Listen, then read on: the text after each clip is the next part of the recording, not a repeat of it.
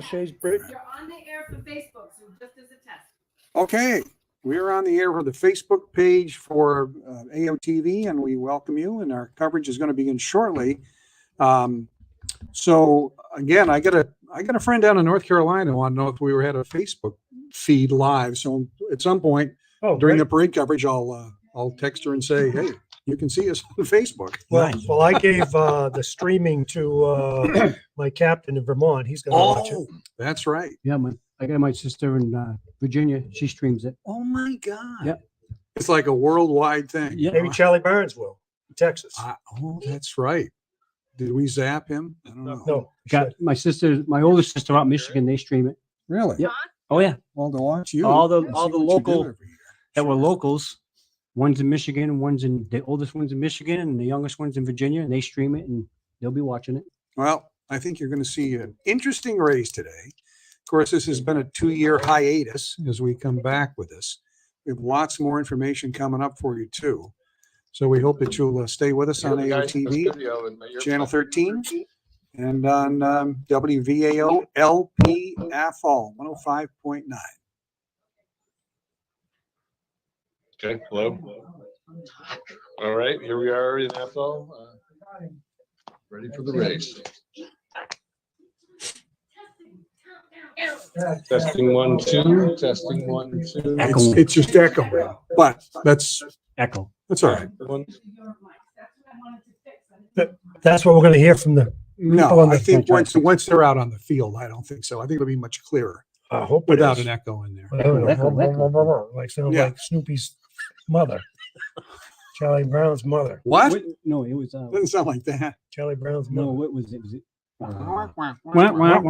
Yeah.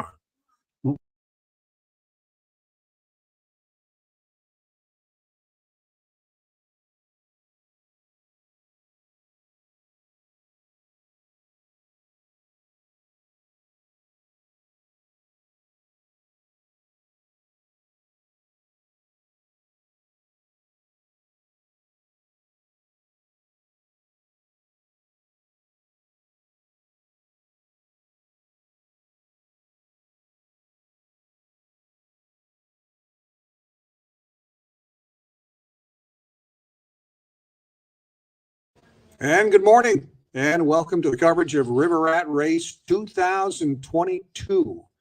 After a 2-year hiatus, I think everybody is ready, given the world situation too, just to try to get back and have some fun in this area, taking advantage of our great natural resource.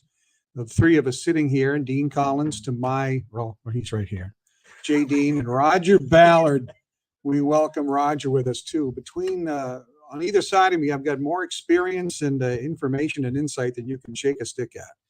But the coverage here on AOTV channel 1301 and WVAO LP AFL 105.9. We appreciate your coming along with us. We've got a lot of things to get to. Of course, the race is going to be 188 canoes, and these guys will tell us much more about that coming up in a little while. But first, we want to get to the coverage of or recording of the River Rat Promenade, the parade. And I have to say, unfortunately, we had a little glitch. So we've got some of it, but not quite all of it. So we're going to give you what we've got, and we hope you had a chance to see some of it, but we've got lots more to bring you to throughout this midday. So let's roll to the River Rat Race Promenade 2022.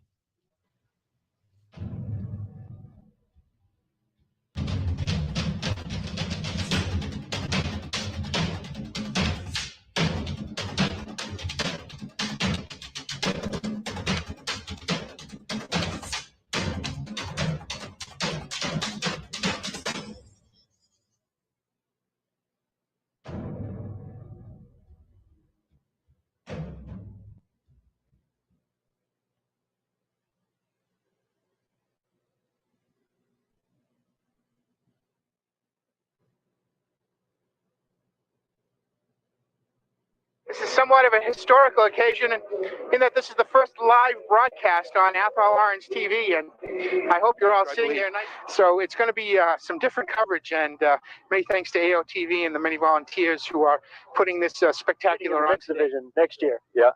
Charlie, thank you very much for taking time out and talking with us today here on AOTV. And we want to let you know that you are listening not only to AOTV, but to WVAO LP Athol and WVA here for AOTV. We're going to have start to finish coverage this year. Well, we are very proud to have you represent AOTV.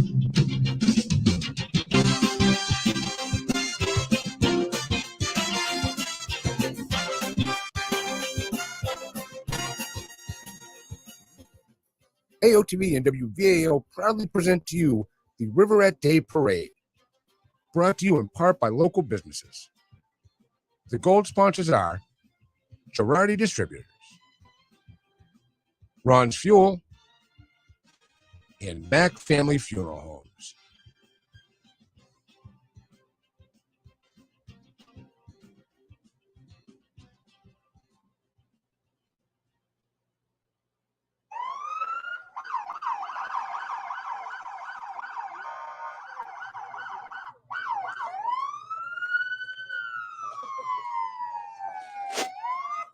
It may be raining, but the spirits are high, even in the police cruisers.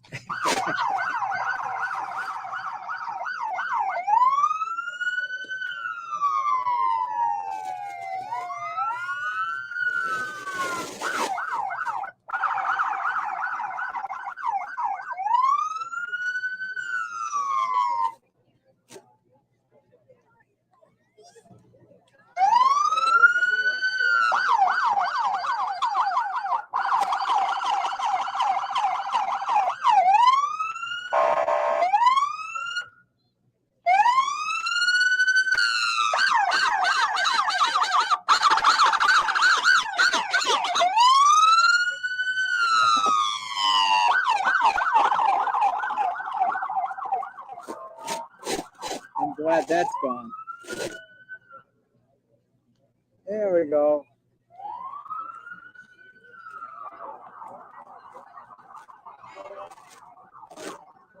The Marine Corps. Hey, Ann. Hi, Susan. Ann Goby, State Senator, State Rep Susanna Whips from Athol, Salvador group article with, well, Ann is marching, so she's not in the auto. Maybe that's a fancy car just in case they've had enough water. And Ann is also involved. She's going to be in the parade. Yes. I mean, in the paddling as well. So she'll be doing that. Oh, I'm glad there's a little break so we can talk again about Ann Goby and Susanna Whips, Yep. our representative. So right now we have the River Rat and Lions Club mascot. And they're supposed to be in here somewhere. Well, Oh, they're there's coming. a mascot. There's a There's Lions the mascot. lion is there. I see the lion, but I don't see the rat. I don't see Rat either. I Maybe don't see he's the worn rat. out already. I see Josh. Josh is. Hey, Josh. Josh Roski. Hey. The volunteers, you know, the Lions, this is a Lion. very big project for them. It's Wow. huge. It takes people a long time to plan it. It takes a long time to plan it, and they do a great job. Look at these nice signs, Al. Yeah. Town of Athol Board of Selectmen. Rebecca. Tony. Andy Sujak, Rebecca Balecki, and Sean Sean Sosky. Hey, Sahowski. Sean. Wave to the camera up there. Camera's on your left. School committee. School Look at committee that, members, nice Lee signs. Chevette, and I think Carla Rabinowitz from Royalston. I think that's her. I'm not sure of the other people. School committee, they're Hey, at Lou. our service. They're working tirelessly.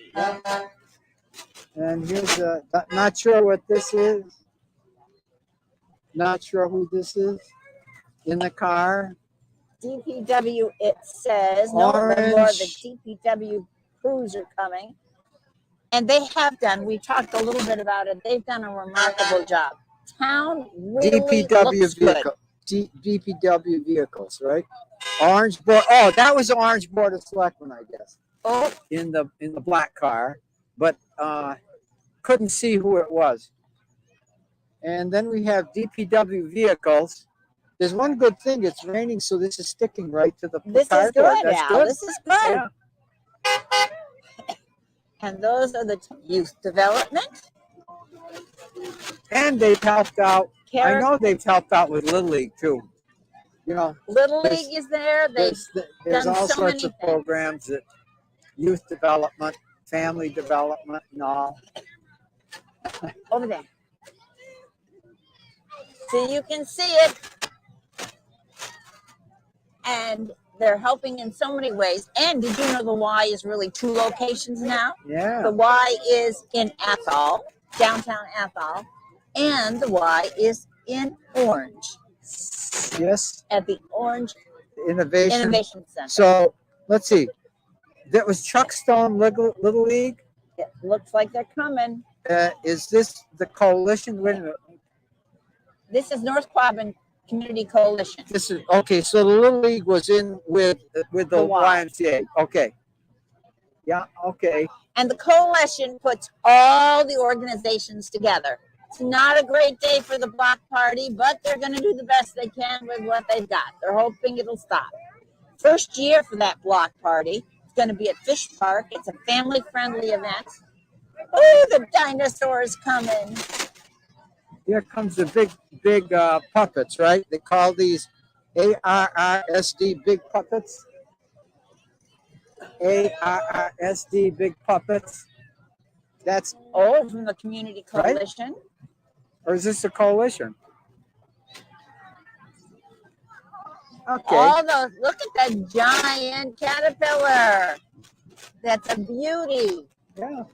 The big.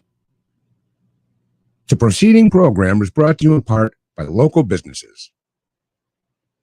The gold sponsors are Girardi Distributors, Ron's Fuel, and Mack Family Funeral Homes.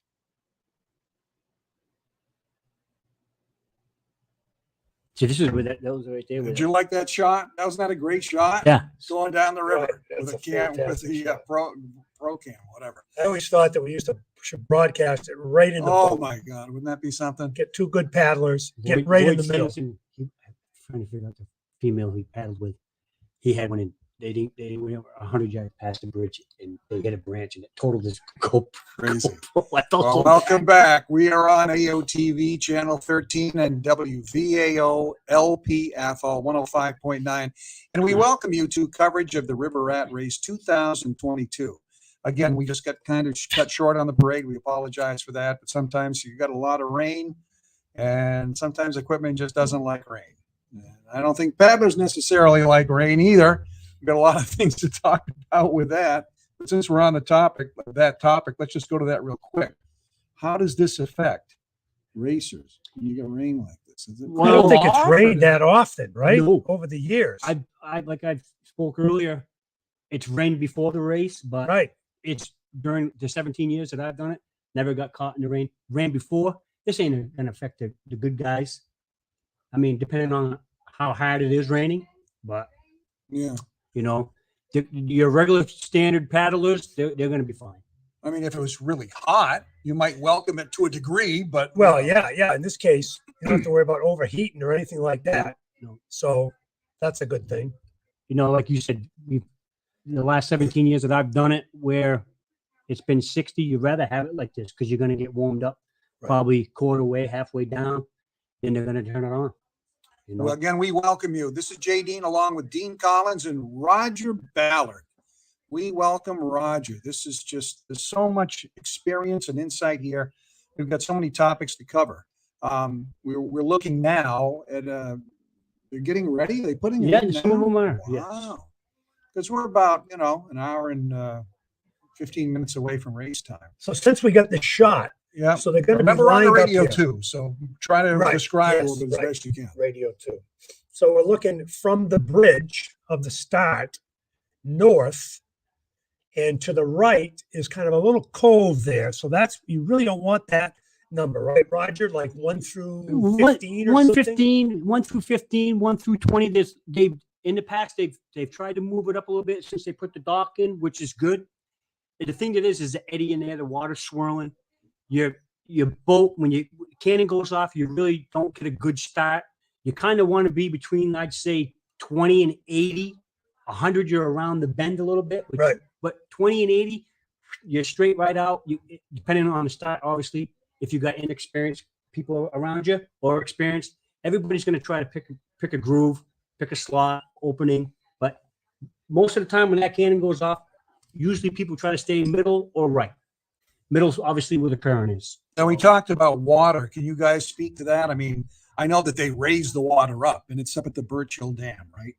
So, Yeah, so where was it before? And coming up 3 feet, what does that do? Is it just a matter of the motion? So I texted a paddler last night, and she said it was very low. And whenever they let it up, now it seems, I mean, I checked, you can see that it's back to where it should be. Right. Yeah. And the current, I just checked the Dan O'Shea's bridge, and that current looked pretty good going underneath that. We got a diagram that was from yesterday to today where it's probably gone up 2.5 feet. Of course, the current, you're going to get more speed. When the guys are warming up, you got probably 20, 30 boats at Dougas's that will paddle up to the start. Right. Just to get fresh, get warmed up for the race. God. Oh yeah. Yeah. Oh yeah. They dock by Dennis's and Dave Dougas's, and what these guys do, they'll go hard for a minute, then they'll stop, get in their groove, then they'll go hard just to get warmed up. Right. So the current is mainly middle, but Now, where is this? this is I think The this is shot we're looking at is that's just near the after curve. Dougas's. I was going believe. to say, yeah. I thought it was before. Now, how does it look to you, water-wise, Roger? You got a lot of current. See how it's going to, and this Yeah. this might also be just below Brookside too, Dean. Yeah, I think it is. And that where that S turn is, because Yes. you go around that corner, that could be Pinecrest. Right. It's hard to tell right here Yeah, because yeah, if they that's backed right. up a little bit, we'd probably have a better shot. But And we're talking to Roger earlier. We've said this several times. This is not a straight shot. From So- start to finish, we've got Yeah. a lot of Right. curves and things There's to more deal bends in this than the Indy 500, right? correct. And the thing that it is that, like, if this is the spot by Brookside, like I was telling Jay earlier, before they release the water, you got a lot of guys that try to do. They try to find spots. They try to pick their spots where they think the current is, where they think a shortcut is. Down here is they call it an eddy or a suck water, where if you're not motoring through there, you're gonna drag. You're Right. gonna slow down. Because it's too low. Correct. The Correct. water isn't Yeah. So if the deep closer to enough. shore, the slower you're gonna go. Right. But a lot of guys try the good guys. They might think they can pass 5 or 10 boats. So the key is when you go around a corner, so let's say we're going to go around the left corner. Yep. And ideally you'd think you want to stay to the inside. Yeah. You may not want to because Correct. the water may be too shallow there Yep. and the current may be better Yep. out 10, 20 feet. Like And at Dougas's, you're going longer Correct. distance, but get there faster. you get there faster because of the current. If you take these guys when they're practicing and you go through the S turn by Dave Dougas's place, Brookside Bend. you can hear the paddles hitting the brush, Right. bottoming out. Yeah. Like I was telling Jay earlier, depending on the summer, depending on the weather, if you don't get no rain, we call it Ledges Greenhouse, that straightaway. Just above if you're paddling up. Because when you're paddling up, everybody hugs the shoreline because they don't want to go against the current. You get up by Ledges Greenhouse, we've had to turn around because the boat was hitting the bottoming out. Mhm. So it happens. Now, this year we're going to have 188 canoes. We were just talking about the year that we all remember, not what year it was. We had 428 canoes one year. I just can't imagine that. I mean, 188 is enough That's of a crazy. challenge for, I would think. But how far back would you say they'll line up, Roger, with 188? The bend's 100. So, like I said, I was telling your brother earlier, over 200. They used to stagger it. Obviously, we're not there this year, which is what obviously we want more numbers. And I told the guys earlier, I'm going to put a thing out there that next year, if we hit 300 canoes, whoever draws 300, I'm going to donate $300 myself to that team. Wow. They can split it. We want this to get, bigger and better. It's a lot of fun. First timers are going to love it. We want them to come back. And that's the goal, to get this to where it was years ago. Well, it's a lot of information I've seen on the official page for the Facebook page is that people have, texted in, this is my first time. Where do I go? Where's a good place to Right, park? right, Where's a right. good place to see it? So 188 canoes. will kind of benefit some of the players because they can move quicker. Because there'll be less and you guys, traffic less chaos to get through. And you guys said there's fewer out of towners this year. Do you have any insight to that? I'm not sure. I talked to like Dennis and Brent and them guys, and they're preparing for the 70. A lot of them go out to the big Michigan race. That's 112 miles. With the 2 years of COVID, who knows who's in shape and who's not? Right. You know, it's been a tough 2 years for everybody. So, I mean, it's great that we got a lot of locals, got a lot of first timers, and you got your regulars, and it's fantastic. And you know, obviously, we're hoping for a local to win this race, just as I am. So. Of course, it's very bittersweet, I think, for all of us with the passing of Dave Flint. I don't think you can say enough about you. Everybody has their own relationship, I'm sure, with him. And between he and Tommy, they would come over every year at the station in the old days and we'd preview the thing. But you would see what kind of work is involved in this. So he was in the background a lot. So for people who aren't familiar with Dave him, Flint, what did he do? The Athol Lions Club, of course, he's affiliated there, and I'm not in the Lions Club. Of course, is responsible for the majority of the promotion of this event and everything. But I mean, he was involved on that level. But I think of course, his sister is a big racer, and his sister. You know, he just Diana Dougas. It just seems so strange to me, and I just expect him to walk through that door any second. You know what I'm saying? It's just, and my sympathy, of course, to the family, and I hope he's watching us and saying, "Well, it's a good thing you got this damn thing back going again." Correct. It's been 2 years. You What's know, wrong with you? Exactly. And like you said earlier, Jay, we want hopefully down the road they have something in his name. He's done so much for this race, and like you said, half the people don't even know what's behind the scenes. This is my second time on the radio. I was very, privileged to get asked to do it. And the first time I worked the finish line, I had a blast, and I just look forward to many more years. And I'm going to put a little shout out to my brother that next year, the 58th running of this canoe race, me and him are going to enter. Well, this is just a day of surprises. All right. For Mr. Ballard. me and him, we've been talking about it for many years, and I'm giving him a shout out that we're going to go in and have a blast. Does he paddle ordinarily? No? He's been in it a few times, but good. We're going to get a wreck boat, and we're not in the wind. We're going to have a good time, and that's a shout out to my big brother Dave. Okay, we got a lot to get to here before 12:15, but since he brought it up, wreck and race. Tell me about that, so the people that may not understand this. There's a lot of different. I thought this one all had to be one. Yeah, but I thought you had to have one particular. The size, the length is what? The length of the boat. They'll jig it 18 feet. Anything over 18 feet, you're out. You're out. Okay. Nose to tail. Because a regular pro boat, that the real racers use throughout the rest of the season is 18.6. 18.6. Yes. Okay. Yeah. So this is 18. Why?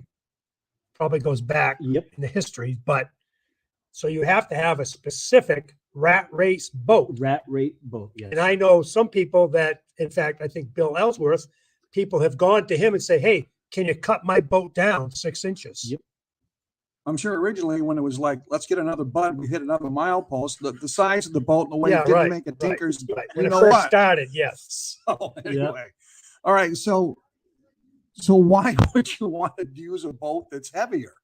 The thing that is, they have different classes. Like Dean was saying, they have aluminum, they have canvas, they have wreck. The wreck boat is more kind of sturdier for the inexperienced, but there are some lighter boats. It's 50 pounds or more for the wreck. Under that, you're into the rat race. And more stable. Stable, too. The heavier.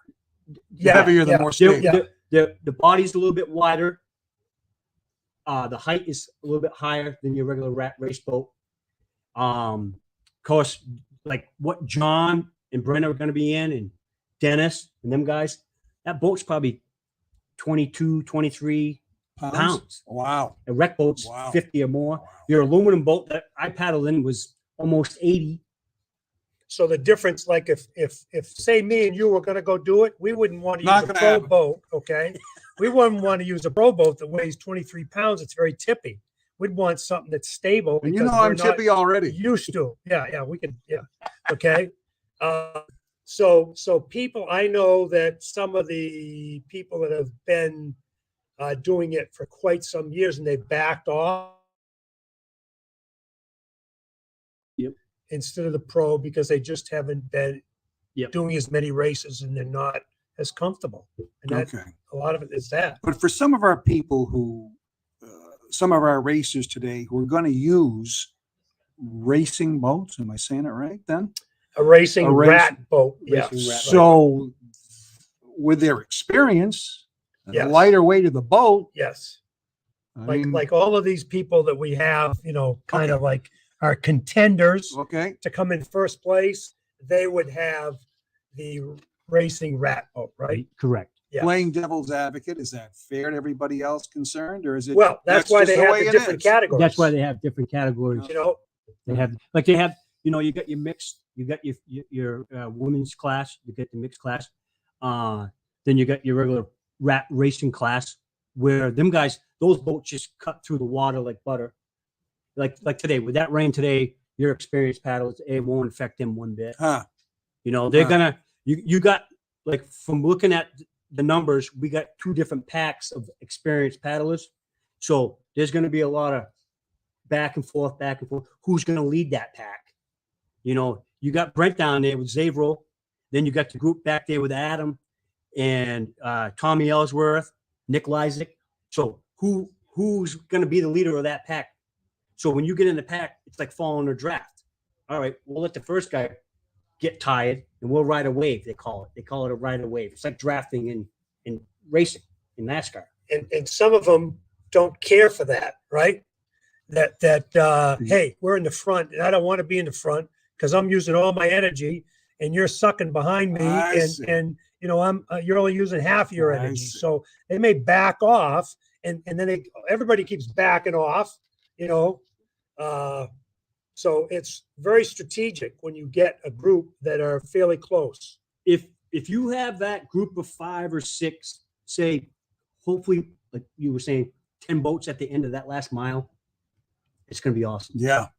Because someone's going to have to say, okay, it's time to go. Right. And then you're going to see that boat just launch out of the water. Because they want to get ahead of that other boat so that the other boat can't draft them. They want to break that wave.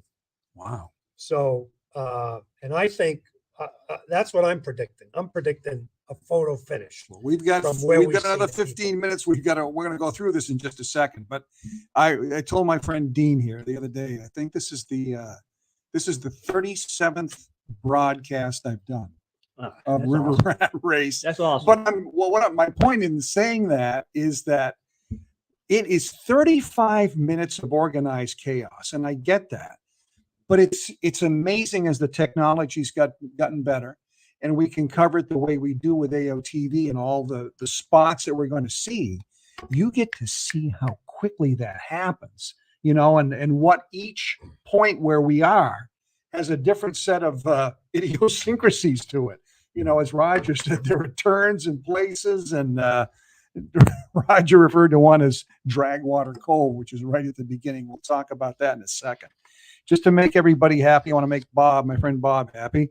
This is the coverage of 2022 River Rat Race on AOTV channel 1301 and WVAO LP Athol 105.9 FM. All right, gentlemen. We've been spending an hour and a half or more going through the rundown. Let's talk about some of these positions and what you guys think. Well, the first, I mean, we hate to leave anybody out. We have 188 canoes and we can't name everybody. We can't name everybody. So we're going to kind of go with people that have, let's say, ended up in the top 40 or 50 in the past several years. Yeah. Okay. So the first one of significant is Bob and Tim Allen at number 8. Now, the key there is, are they in that little cove there that could cause them a problem and not really be a decent number? The thing where there have is, you been? I've been number 1, and it was the worst. I mean, okay, so it's God rest my mother's soul. It was my mother passed in March, and that April we drew number 1. Yeah, and that there's such an eddy there where And it's not a It's good like- spot. It's not a good spot. Right. And I know in the past they've raised it up a little bit, but still you got that circling water. Right. When you're sitting there and that cannon goes off and you go 3-4 strokes and you're not moving. And it's like you're not going straight at. No, you got to kind of always go out and it's then always barrel, bringing you take to a the left. bring into your left, bring into your left. Right, So right. you got a lot of guys like that first 1 through 20.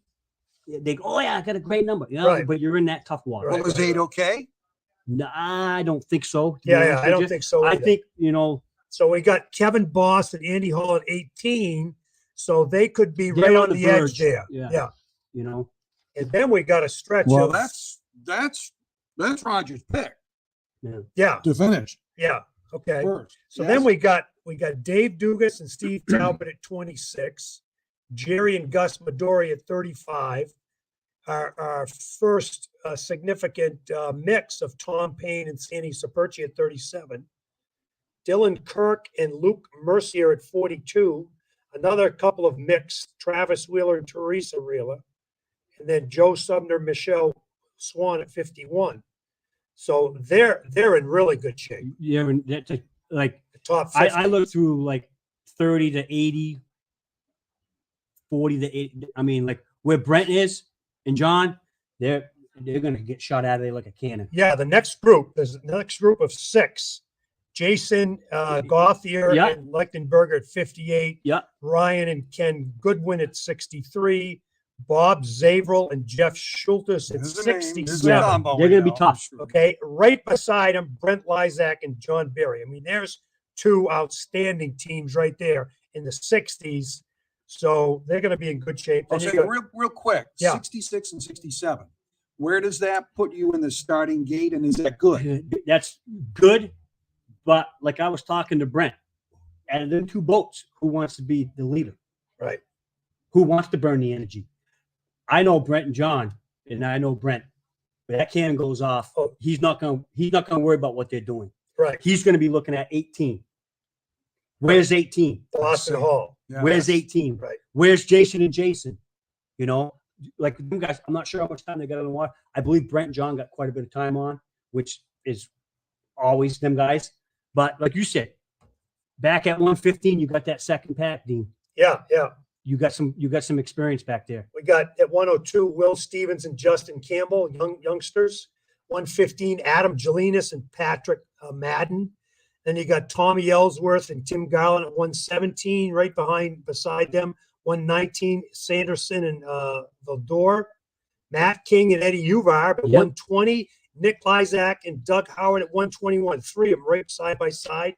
And then 135 and 137, we got Dan Smith and Steve Drew and Paul Dyke and Del Cummings.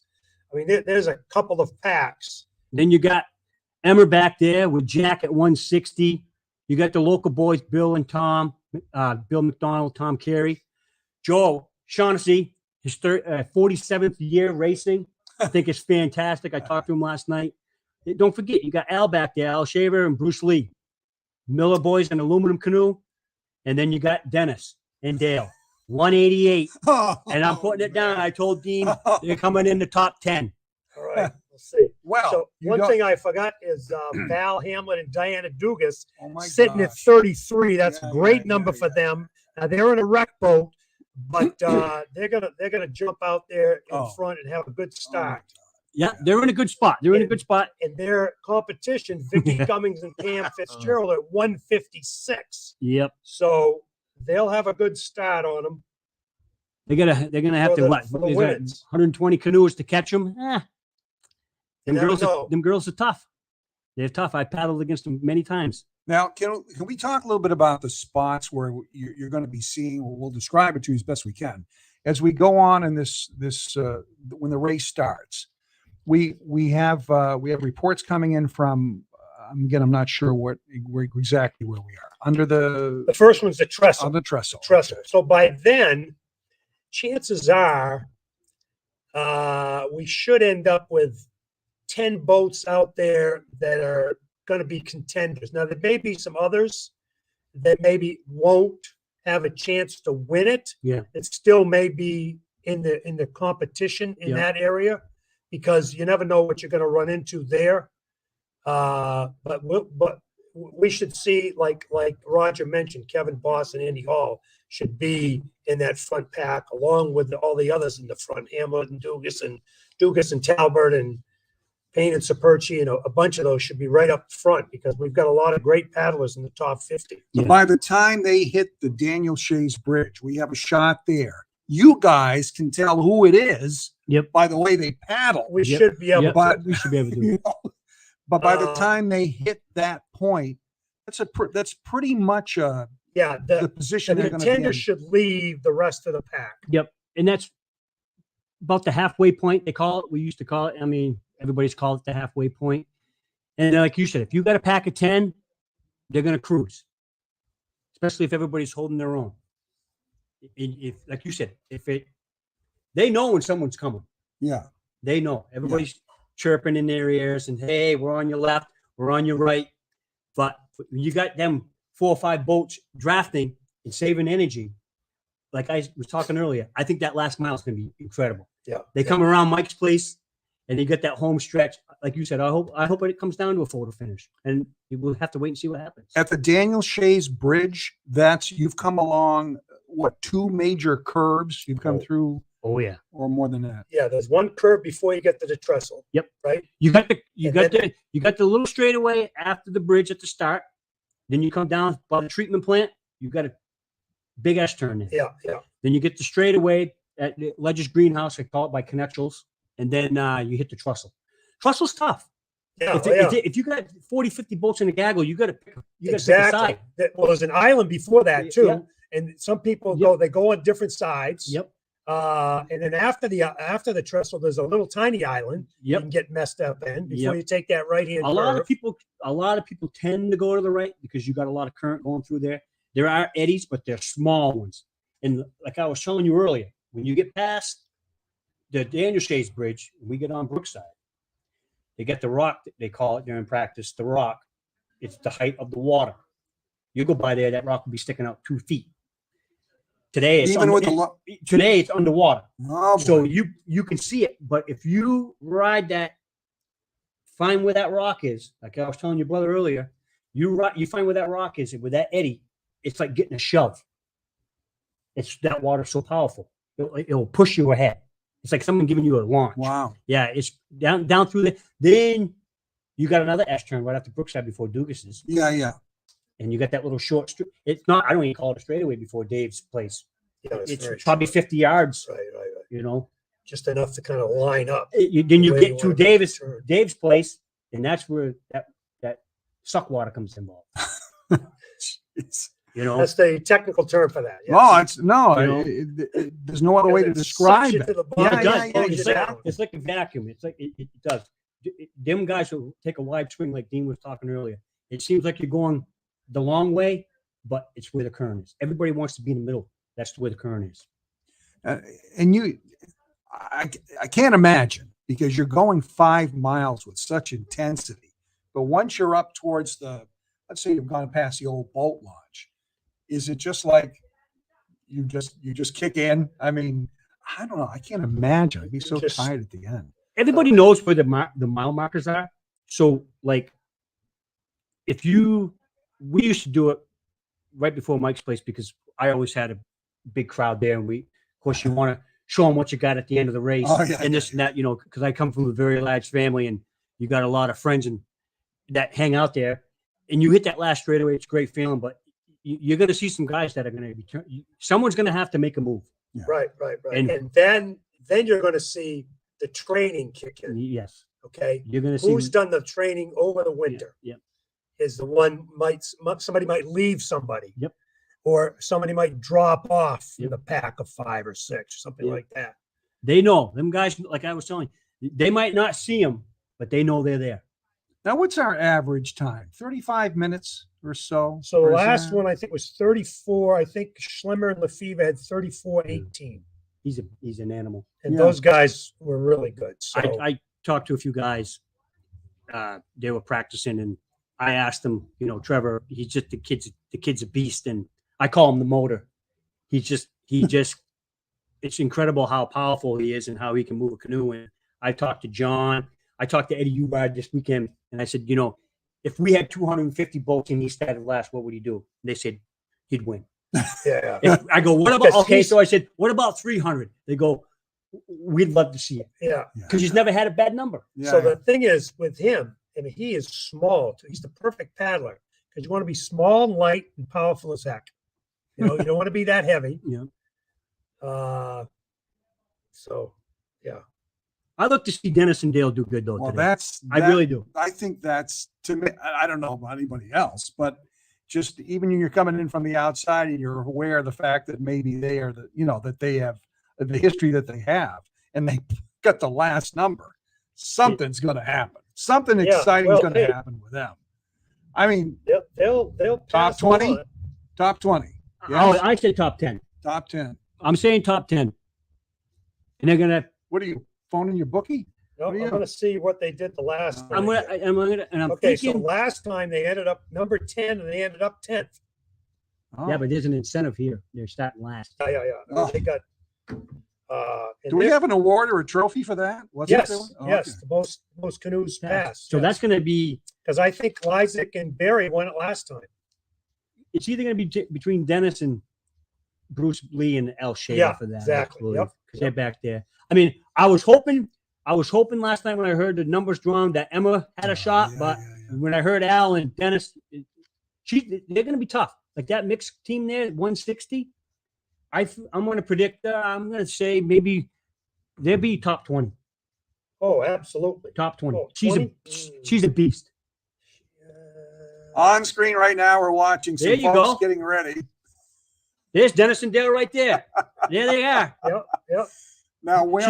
Now they're at Dennis's right across See how the street. carefully you get into the Oh, boat? See, they're right across from Dennis's house. Dougas is that boat coming in right now. That's right by Dave. Now they're getting warmed up because what we got 45 minutes. So they got over 2 miles to get warmed up. You know, I got to be careful how I say it. see, there's Dave That's right there. that's guts. I was going to say something else, but that's really pretty cool. I mean, to get ready by going up the river. That's Yeah. wild. Well, you want to I do didn't know a warm up, that. a good warm up. I didn't know that. Okay, now see these gentlemen here that we're That's seeing. there you go. They're in a big aluminum canoe. So when you put the big aluminum canoes in with those little racing boats and you put them out there with experienced paddlers and inexperienced paddlers, that's where you get the chaos and somebody could get caught up. But the hat will help. The hat Will definitely help. will No, help yeah, with See now, Jay, steering. Yes. if you and Dean were going to go in the race, that's the kind of boat that you guys would want. Oh yeah, we want at least something that big, maybe that even big. bigger. So if you ram somebody, you're not going to flip over. So what happened with, speaking of Diana, well, no, it wasn't. It was Val, Oh boy. Val and Priscilla. Oh boy. They got flipped over at the start and we're in trouble. What are they trying to do? They're trying to go up to their spot and Well- see how the current is. Yeah, huh? That's going up. Yeah, okay. So see the current right now? Yes, That's yes. where them boats want to be when they're coming down. For goodness sakes, there's white caps on. Oh, it. yeah. Looks like it. So just for you radio listeners, the boat was on the right side. They tried to go upriver and it pushed them over to the left, like just With ease. with, yeah. And now they're going to struggle to get up there. Oh, And their spot was 74, so they're before the corner. I thought So it said that's a 40. good starting spot when they get there. They just want to be there, so there ain't no chaos with other boats that are in line already. So So they're we getting can there. see the difference Oh, yeah. of the paddlers that are, let's say above 80, that they want to get over to that right side because that right side is fast. I see. And the other boats will want to go straight, so they won't want to go over to the right. Correct. You'll see everybody tries to pick their spots. Everybody's, well, we want to get to the middle or the right side. Sometimes you got to go where there's, No, exactly. when you're in the back, you got to go where there's a hole. There's one time we started 3-something and it was one of the best starts we had. And we went right down the middle. It was like, wow, this was kind of strange. That never really happens that much. And the year that the bridge was out, when we started below the bridge, Yeah. they had odds on one side and evens on the other. And I believe Ryan Lysick won that year. And we were 258 and the cannon went off and I could see him. He was dead center. It was like, how come nobody's going to the middle? And it was probably one of the better finishes that we had in that aluminum boat. So it's sometimes it's luck. Well, we're going to get a real close-up view of the start of the race as we're going to be joining Sean Sahosky and Mark, our friend Mark from the chamber. We had a meeting the other day. I just hadn't seen him in a long time. So it's very nice to go back to them. And we'll be back in just a little while. But as we approach the 12:15 mark, we'll get things started with Mark Wright and Sean Sahosky at the start of the River Rat Race 2022.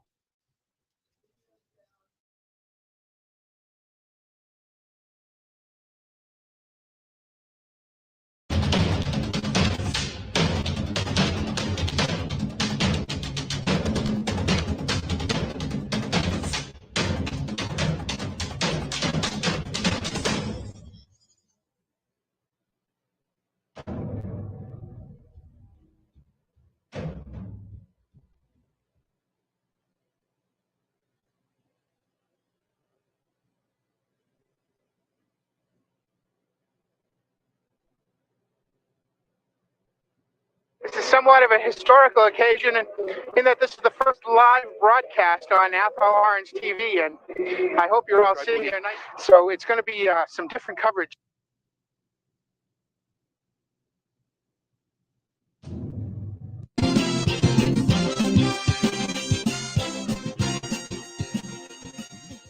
AOTV and WVAO proudly present the 57th Annual River Rat Race, brought to you in part by local businesses. The gold sponsors are Girardi Distributors, Ron's Fuel, and Mack Family Funeral Homes. The silver sponsor is Kessler Investments. And the bronze sponsors are Community Healthcare of Franklin County, Lynette Goodnow, Attorney at Law, Orange Oil Company, Athol Savings Bank, and Hometown Realtors.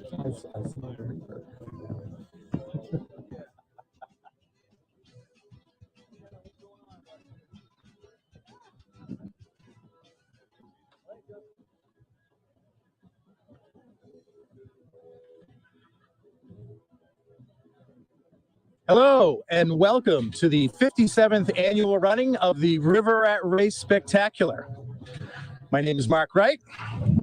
I'm Sean Sahosky. And you have nothing else to say? Cool. Well, and so usually you run right over me, Mark, so I just expected that to continue. And we're bringing you live coverage today from AOTV and WVAO Radio. It's going to be an interesting day. We've got some changeable weather. And it's funny, we have about changeable. That's a gentle way of saying it was freezing and raining earlier. Then the sun poked out, a little drizzle, but I think the sun's coming back. Oh, that's right. You marched in the parade, didn't you? I did. I sloshed my way through. Awesome. Well, our first guests, I think, stayed dry, but we'll hear from them in a bit.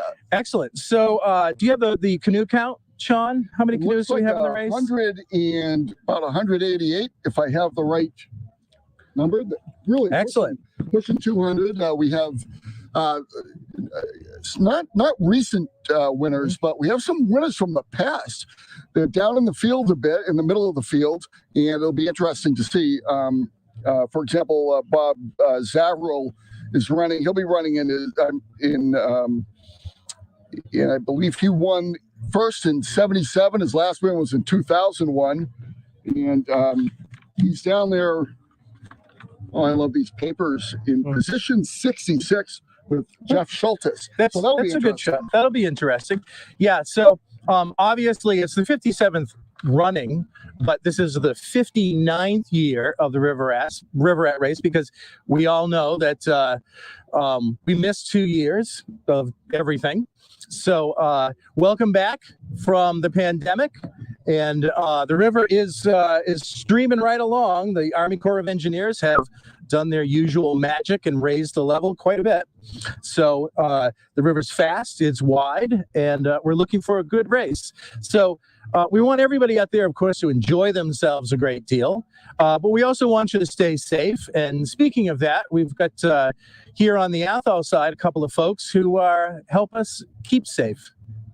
Chiefs, I'd like to come on over. welcome Police Chief Craig Lundgren and Fire Chief Joe Guenero. Thanks for joining us. Afternoon, gentlemen. So, how are you? Good. You must be standing in a hole because usually you're a foot taller than me. I am. I'm down in the ditch. This is fun. I'm just hoping I don't fall backwards. Please don't. At least, well, that leads right into the first question, Craig, to Chief Guenero. I saw the fire department very active. Your boat on the river. That's a song by Styx and written by Tommy Shaw. But you actually really do have boats on the Millers River today. Yes, we do. We have our boat, and it's manned with a captain and 2 people who are both swiftwater rescue technicians, and we have people along the route, the entire route, whether on ATVs or department vehicles out of there, prepared. As our department is all swiftwater rescue trained and at the technician level. So if in fact, God forbid, something does happen, we'll be able to respond as soon as we can. That's great. Yeah, it's all fun and games and we're joking around, but the river is really moving. Yeah, very much. I just said that to the police chief. I was here a couple of days ago and it didn't look like this, so that's pretty good. Excellent. So, Chief Lundgren, what can you say about maintaining the peace and order over the course of the entire week, I imagine, and of course tonight?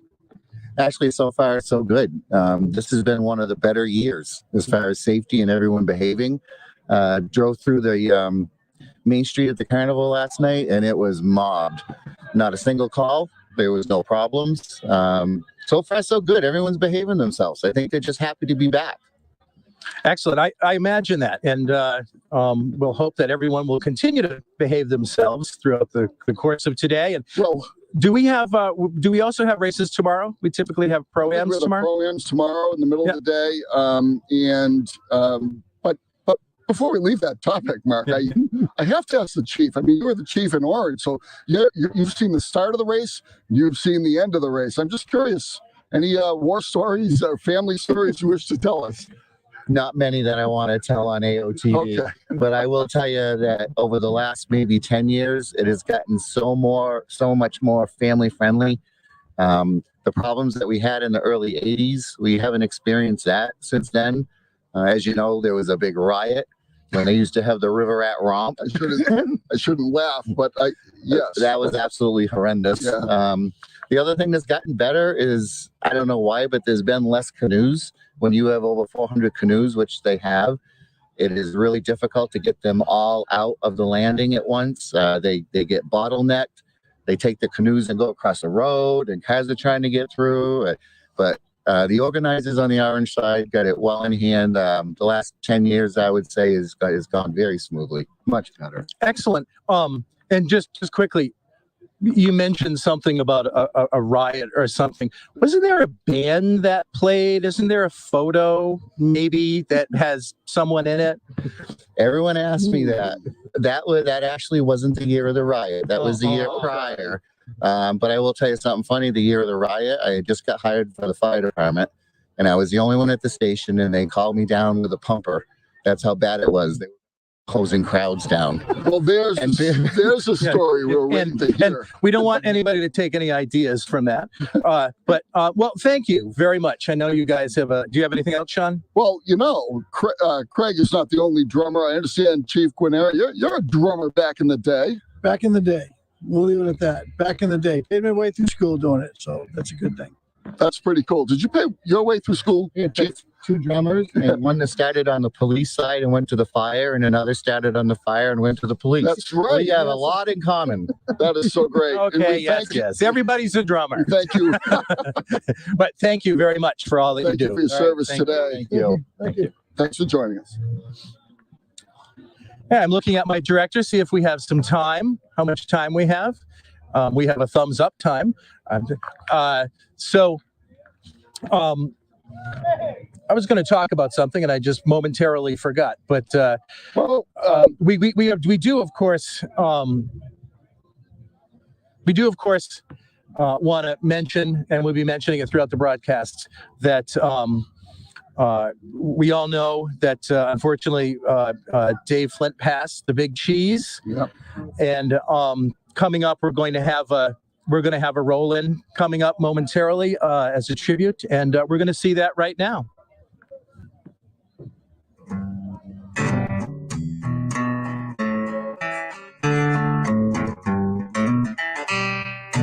Come on, know you girls and boys, down to the middle, follow the north. Grab your canoe, it's gonna get rough. Join the pack if you got the stuff. There ain't no time to sit and grin. Honey, we're going in, and it's 1, 2, 3. That day that I went to talk to Ted to try and talk him into helping us, I knew that the two keys to continuing the canoe race was Ted Crum, which was going to be tough, and my old buddy Tom Loja, who I know couldn't say no to me. And we made it work. We made it work all these years. And when the race committee had voted to discontinue it just because of liability and other costs, we thought it was gone. And then I got a call one day from Dave, and he goes, "Hey," he says, "I didn't know you were on the River Rat Committee." I says, "Yeah, I was been on this since 1984. This was what I think 1990, so 6 or 7 years. Well, I need some help." He says, "Lions Club wants to get it going, and I don't know if you can get on board with us, and maybe we can get this thing keep it going." And I said, "Sure." And he ran the race well, and it's a big event it's our holiday out here, really. But for him, he was so much bigger than the River Rat race. He just magnified more. And David saw the foresight that it was a major community event that we needed to try to keep alive. So he came to the club and said he wanted to talk with Ted Crum, who was the original one of the chair people of the canoe race, and see if they would let us take over the race. I remember the day I talked Ted into holding our hand for the first year to get the race going, and after several shots of liquid refreshment, he finally said, "All right, I'll do it." But he says, "You got to keep that Le Mans type start." And of course, I had no idea what that was. Yeah. Oh, yeah. And then he says, "And we got to keep that 18-foot rule." And of course, I didn't know the difference between an 18-foot canoe and an 18-foot six. And we planned that first race. It was just a 3-man show. It was me, Lyle, and him. David coordinated it. David got all the help. We had Jim and Jeanette McIntosh on board right away. David had the rapport with people, and he knew how to get you involved with something, but didn't make it sound like he was the boss or ordering you to do that. He would say, and people are like, "Okay, Dave, sure, no problem." And next thing you know, he had a team formed, and we were off and running. There's been a lot of time, a lot of people put a lot of effort into this race, and it's very important to the community. It's a massive effort. Any year there's 200, 250 canoes. So you're registering them. You got to coordinate with the Army Corps of Engineers to make sure the flow of the river is high for the rundown, 5-mile rundown to Orange. Then there's other logistics. I remember it was my first year as town manager, and I hadn't been to a drawing. In the town hall, I went in that night. I was still working late. All of a sudden, I felt like I was just in this rowdy function hall, and there's sponsored banners all around, and Dave's there coordinating with the other groups of the Lions, and the memorial hall was just packed with people. It was really a festive event, Anybody know what year the guy fell out of the tree that started the race? No? Who said that? Close. What? You got it. He knew how to bring people together, organize events. And it was just no event that, wasn't, that he was involved was ever a failure. It was always successful, all the events. Smart as a whip. He really was. But he brought such a rapport to the club and such joy to the club that he was respected by all of the members in the club and in the community. He would come to the board and he would say, "I got an idea for a project." And at that point, everybody just kind of grabs hold of the chair and says, "Okay, what has he heard about now?" And as he said, the motorcycles on ice down at Silver Lake. You would be surprised how far away people came to come and see that. Yeah, once David sucked you in, you couldn't get out of it. And he was such a great guy. You couldn't say no to David because David would never say no to you. We were fairly new to the club, asked everybody to take on a project. And for us, it was natural because my brother's park, the race starts out of my brother's park, the Alany Rich Environmental Park. So it was just a carryover. And we sat down one day, what do you need from us as newbies? And he says, well, we need more sponsors to keep it going. He says, we got to figure out a way to drum it up, more interest in the thing. And the two of us were talking, and we said, oh, how about a mascot? He says, that's a good idea if you can come up with something. Well, Joanne was looking around and she found a rat suit on Amazon.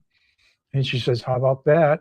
We'll have a river rat and have the rat run around town, waving the posters and just popping up here and there. And we started showing up at our sponsors' places with the rat, having photos taken and stuff. And it just took off from there with the mascot paddles. And, everybody really enjoys the rat. For the first 2 years, nobody knew who the rat was, which was a good thing. Now it's cat's out of the bag, unfortunately. River rat come from near and far. Canoes are seen on every car. Now line them up, you gotta keep them straight. Rivers high, gonna open the gate. 400 strong, the lions say, baby, what a hell of a day in this Roy 203. What a wind. That certainly was a very fitting tribute. We'll be, again, mentioning Dave throughout the course of the broadcast because he was such an important fixture and part of not just the River Rat race, but the entire community. And so, just quickly on that, I was trying to speed walk from Town Hall to get down here with you, Mark. I saw a canoe. It was a maroon canoe.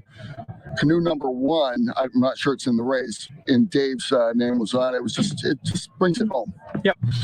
Someone else that we'd like to mention, and I'm sure there are many people out there that remember him, is Tom Cussy. Tom was like myself, was the executive director of the North Quabbin Chamber, although he served quite a few years before me. An affable guy, hardworking, loved the community, and he actually, there he is up on screen, he actually was the on-air talent in our position for the first AOTV broadcast of the River Rat race. Tom passed away earlier this year. His wife Ann lives in Maine with some relatives, and of course we send them all our love. Yes, we do.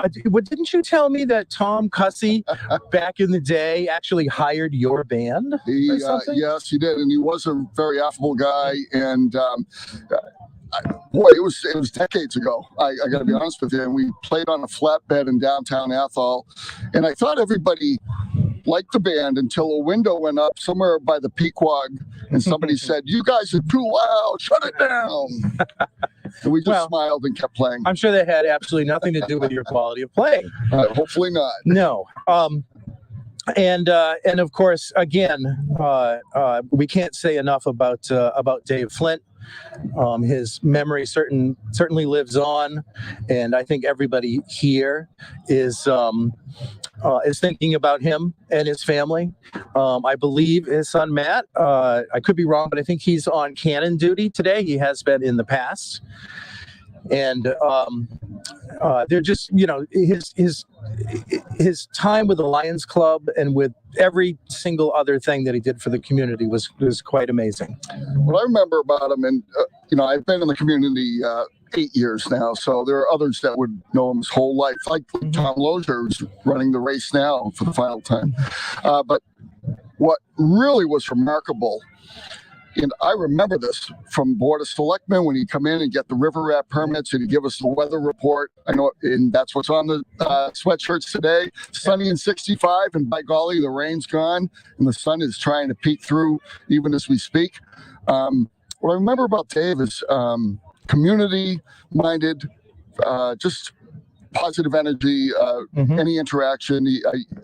I may have mentioned, well, not on air here, but he helped me, even in his work, to find a decent car for my mother. But it was just a very stand-up person and absolutely respected. And hilarious. I mean, I've known Dave for a very long time, and there was always a joke. There's always a smile. That's funny. Easy going. I'm glad you mentioned that. I remember I'd go into the shop or something. There was always a joke, and it was funny. Yeah, it's always can't repeat them all, but it was funny. We'll repeat them later, not on air. But now we're looking. We're definitely seeing a lot of canoes line up. I don't know if we have a shot of that. And we've got a big group of folks across the way where the national anthem will be sung shortly. Again, I think there's 184 canoes, and I'm sure there's probably some late stragglers who will put in. That always makes it more fun. Absolutely. It's interesting. I didn't get to attend the drawing for the positions last night, but a friend of mine was there, said it was well attended. It was a good time. They honored Dave and Tom Lozier, of course. But I think the luck of the draw does come into play. I was looking along the lineup, and it looks to me that we have a couple of past winners in. Excuse me. Would you like my clipboard? Jason Gauthier. Remember, he's the town manager. I'm just a schlub. Jason Gauthier and Jason Lichtenberger. Jason works for DPW now and is a part-time police officer, but they were the winners in 2008, and they've got the 58th spot. And then earlier I was mentioning Robert Zavrel, Jeff Schultes, they're in spot 66. In a familiar name, spot 67 is Brent Lysak and John Berry, and they last won in 2007. So kind of in the middle of the pack, it'll be interesting to see if they're able to work their way up. Of course they will, I imagine. Other notables, our outgoing state senator, Ann Goby, was a little disappointed. We were walking in the parade earlier, but she's in at number 112. I got to give a shout out to Jacob and Holly Brissett, just because I like them. They were at spot 28. And then I don't know what happened with the Raleigh family. They're good people, but Jackson and Jason Raleigh had the unfortunate spot 184. Christian and Jacob Raleigh at 185. Maybe they were late to the party last night, but they're at the end. And then the final canoe will be Dennis Carey and Dale Parsons at 188. So it is 188 is the tentative count.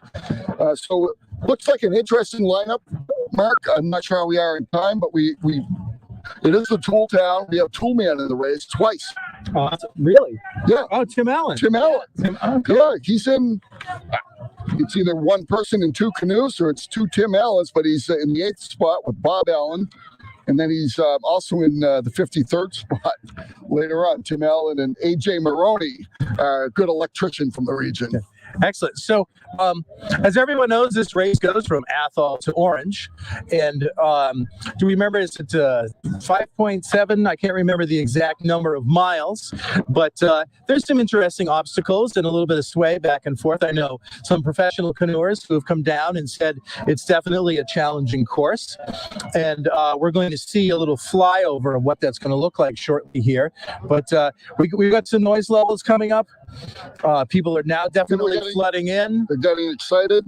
Yep. The bridge is getting lined with folks, with spectators, other side of the shore. And on the flyover, I'll be curious to watch it myself. The bridge, when they go under Daniel Shays Highway, it's one thing when they jam up under the bridge here on Main Street in Athol, but that's a oh yeah, you got to duck that your can head be a little bit of a bottleneck. It can definitely be somewhat of a bottleneck. And we want to talk about, so we had the parade this morning, and we had the 5K road race.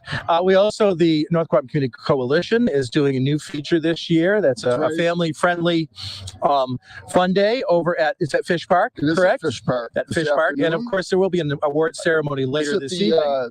Is it the can collectors or the bone collectors? I believe it's the can collector. Bone collector was Denzel Washington. Yes, that was a movie. Morgan Freeman. And previously, but the can collectors are playing at Fish Park this afternoon. They're really good. Yeah. Awesome. And so, as we said, this can be a fairly challenging course. And I did it was me. I did narrated a flyover of the course several years ago. probably could use a little updating, although I don't think the river itself has changed much. But it looks very different. Have you ever paddled the river when the water level is low before the Army Corps of Engineers releases the water?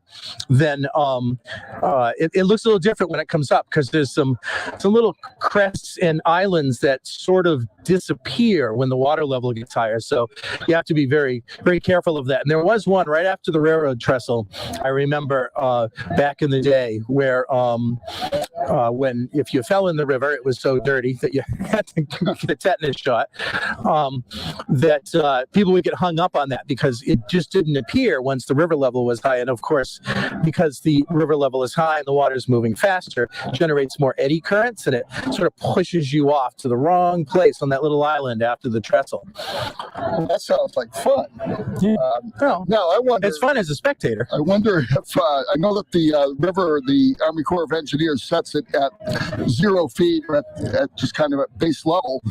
They've been pulling the water now for a few weeks. They were about 10 feet high behind the dam at Birchill, and you can actually go to the river gauge online and keep track of that. But yeah, it's flowing pretty quickly. From an engineering perspective, it's pretty interesting, because it's not like the day before you just turn the faucet on. No, it has to be released in stages. Well, no, you have to release it in stages and whatnot. You don't want to just all of a sudden open the floodgates and have all that water come down. It feels like they did. No, I don't think that's maybe they slowly open the floodgates in stages. Now we see some more boats coming in here. There's a chicken boat. What is that? That's I know it's got chickens on it. That's nice. It even that's going to be fun. I can't wait to see them go by. I'm wondering while we're Candlelight Cafe awaiting the flyover with the current. We're talking about the current. In 1994, Bob Zaverill and Bob McDowell, they had the fastest time ever, at least ever recorded that we have in our records, at 33 minutes and 40 seconds. Now that's really moving. If you're going to go 5 miles, that is moving. I've paddled on the river here before from Athol to Orange, and I did not do it in that amount of time. Of course, the river wasn't up, but yeah, it was substantially longer. I wonder if we'll have a kind of a dark horse candidate come out on the river tonight as a winner. Well, there's always the opportunity for somebody to set a new record and move themselves into first place. I do see Dave Dougas and Steve Talbot in the 26th location, and Dave Dougas has run this according to the race records 15 times prior, and today would move him into a tie for third most runs of the race. Most finishes? Yeah. Most finishes, yeah. Most finishes. Not necessarily, in a winning position, but at least finish the race. Yeah. And then that begs the question, if you get dumped over under the bridge here at the start, does that count? It's a finish. Is what?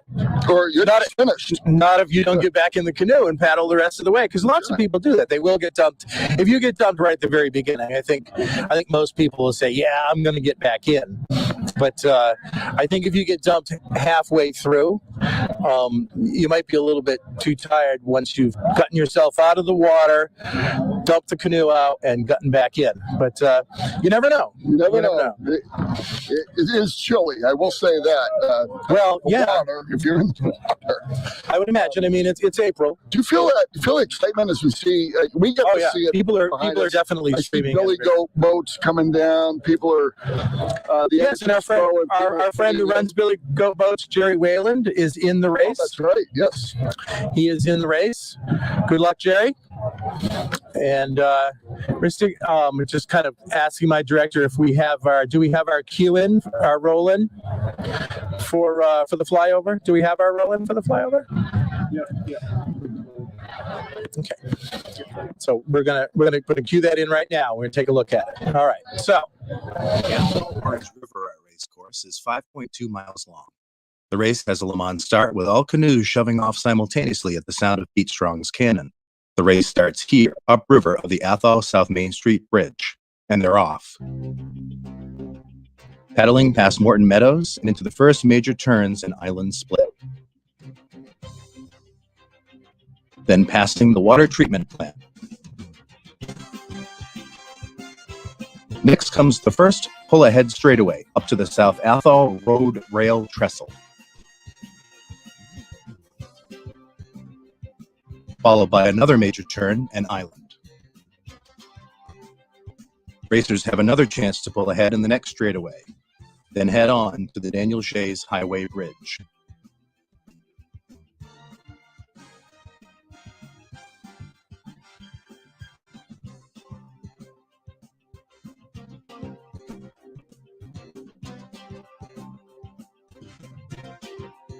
The river opens up wide and then heads into 3 switchback turns, where each team's ability to function as a single unit is tested.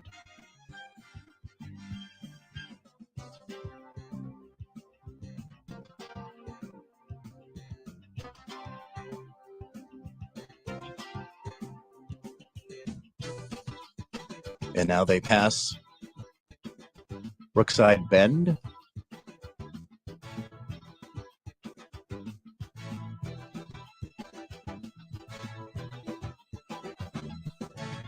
before heading into another straightaway just before the last major turn.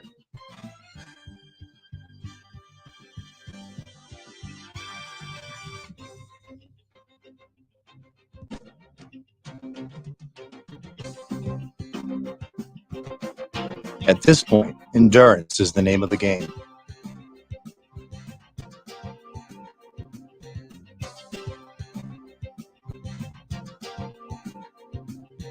Then it's on to the last long straightaway, where racers will have the chance to really power through to the end and move ahead in position as they approach the finish line in orange at Hashie's Landing.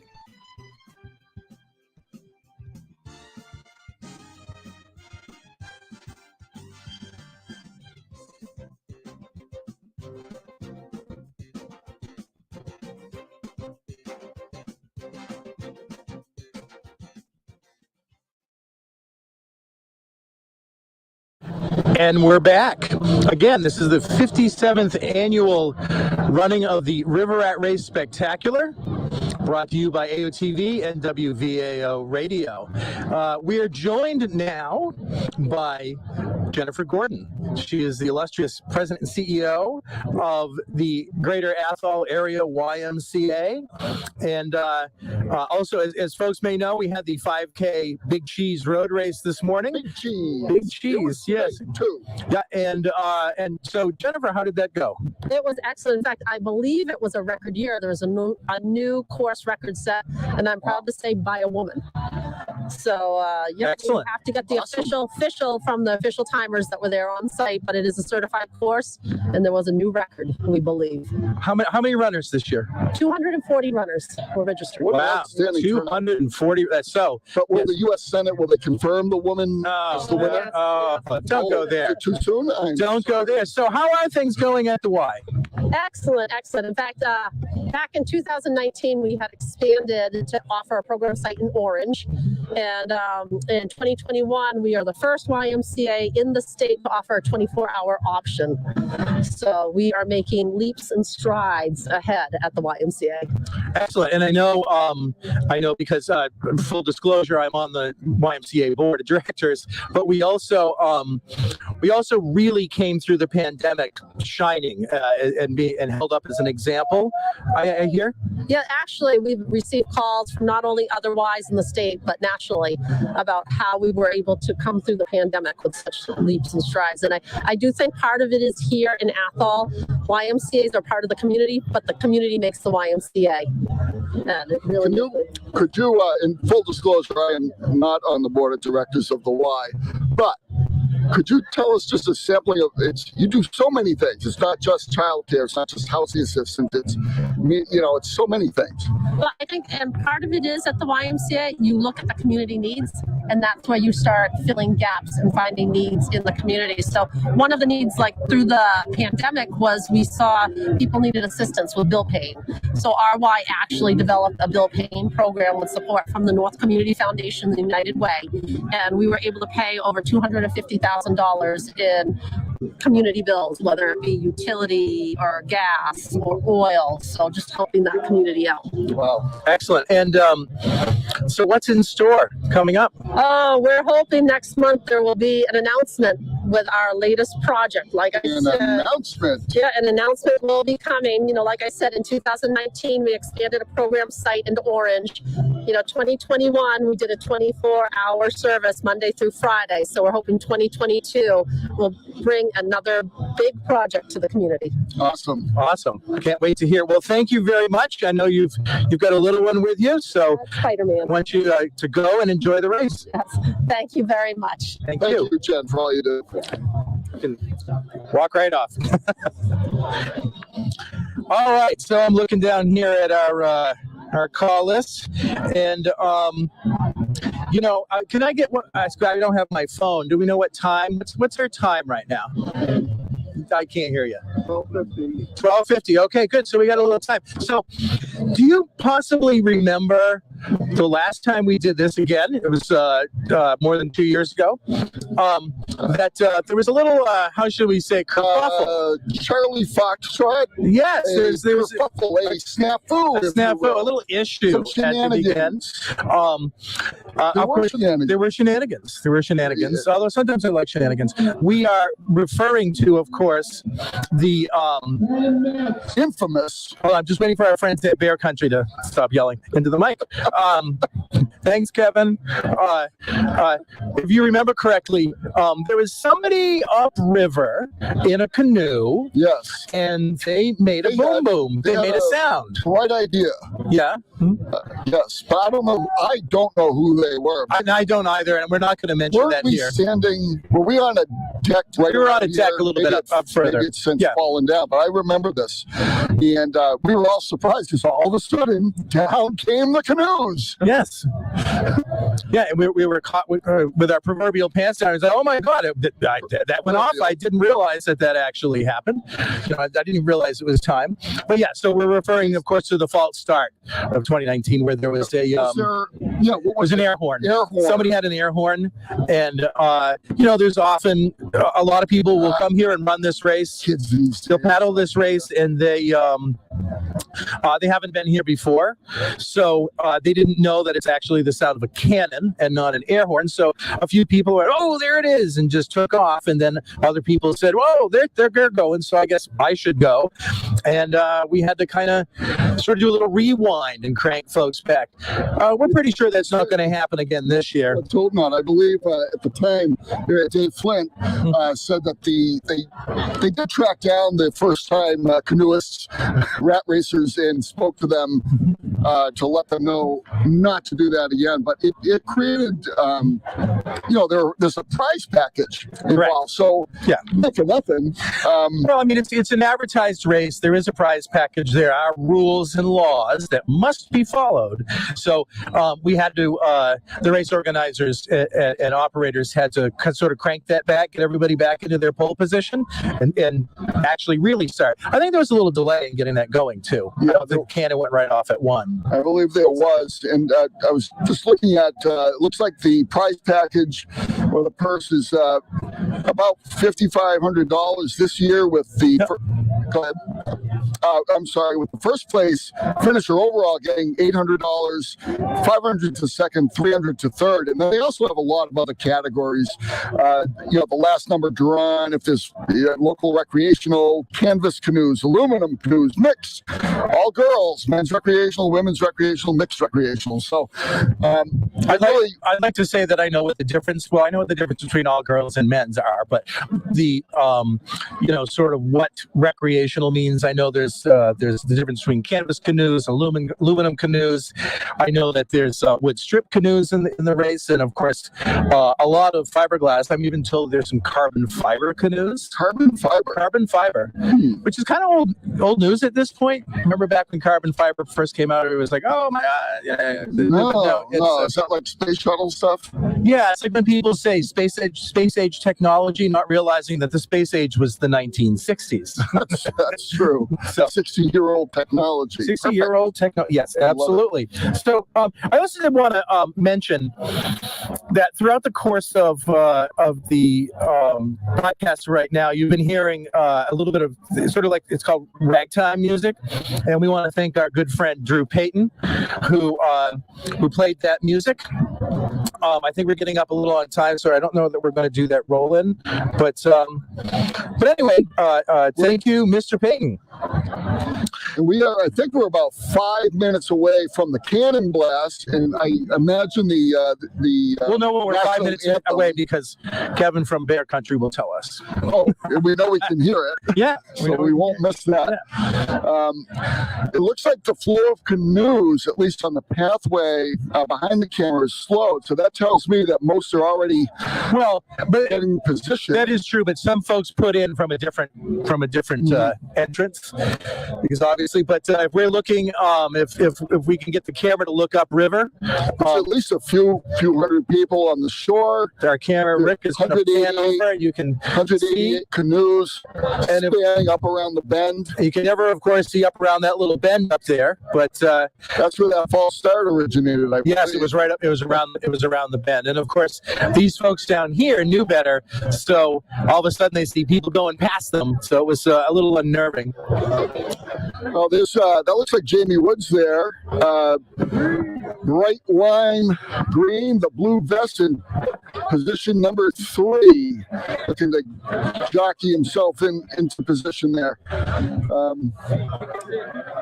Yeah, I'm really looking forward to see if we have a big. Well, I don't want a big mashup under the bridge. It is fun. It makes it more interesting, that's for sure. Again, so I'm going to mention some shout outs. We've got.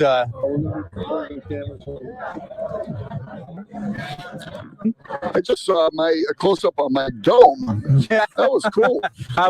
So I'm told that we're gonna reposition the camera so we can get a better shot. Is that what we're about to do? All right, so we're gonna step out of the way. We can keep talking, but we're gonna get out of the way of the operators here. Thank you.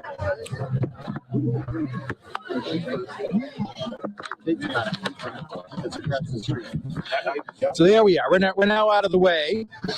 You can't see us, but we're still here as they move the camera down. Moves, and Mark was nudging me. I was very interested in Chief Lundgren's cheeseburger. Yes, yes. After the cannon blast and the mayhem at the start of this race, I'm going to seek out a cheeseburger. I see helping out with FL Fire and Rescue also is the Northfield Fire Department. They're positioning their boat now at the near the South Main Street Bridge. I hear a hush coming over the crowd, even upriver with the canoes. I think something. Everyone can take off their hats and get ready for the national. We're about to hear the national anthem. And here we go. Oh, say, can you see by the dawn's early light what so proudly we hailed at the twilight's last gleaming, whose broad stripes and bright stars through the perilous fight o'er the ramparts we watched were so gallantly streaming, and the rockets red glare, the bombs bursting in air, gave proof through the night that our flag was still there. Oh, say does that star-spangled banner yet wave o'er the land of the free and the home of the brave.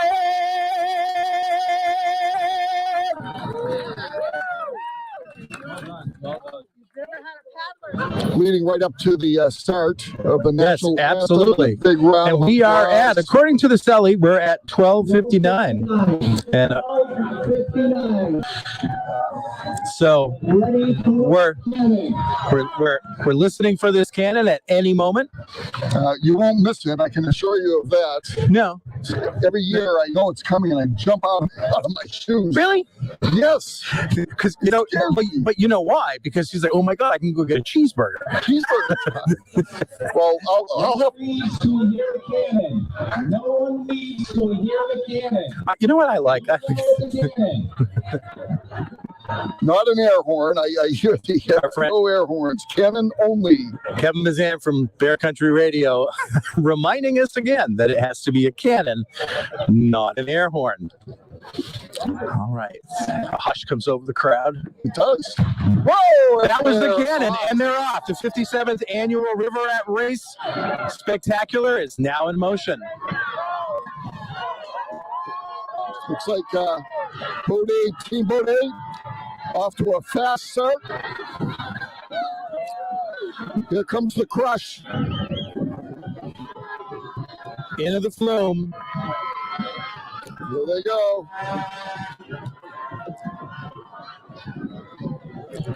Not seeing, everything seems pretty orderly at this point. I was going to say orderly is the word, but they are really digging in. There's a few bunch ups.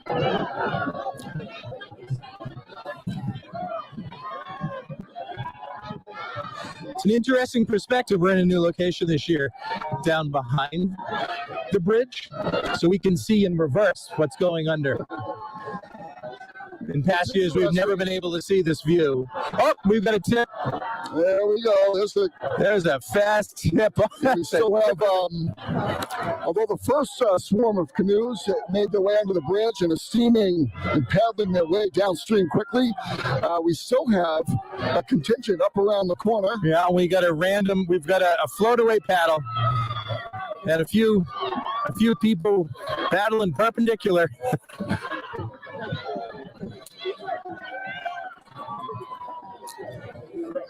There's the Athalano boat. Is that Joel Shaughnessy? It is Joel Shaughnessy and his brother, yes. 63, and they are up. I'm not sure. North Quabbin Forestry boat going down.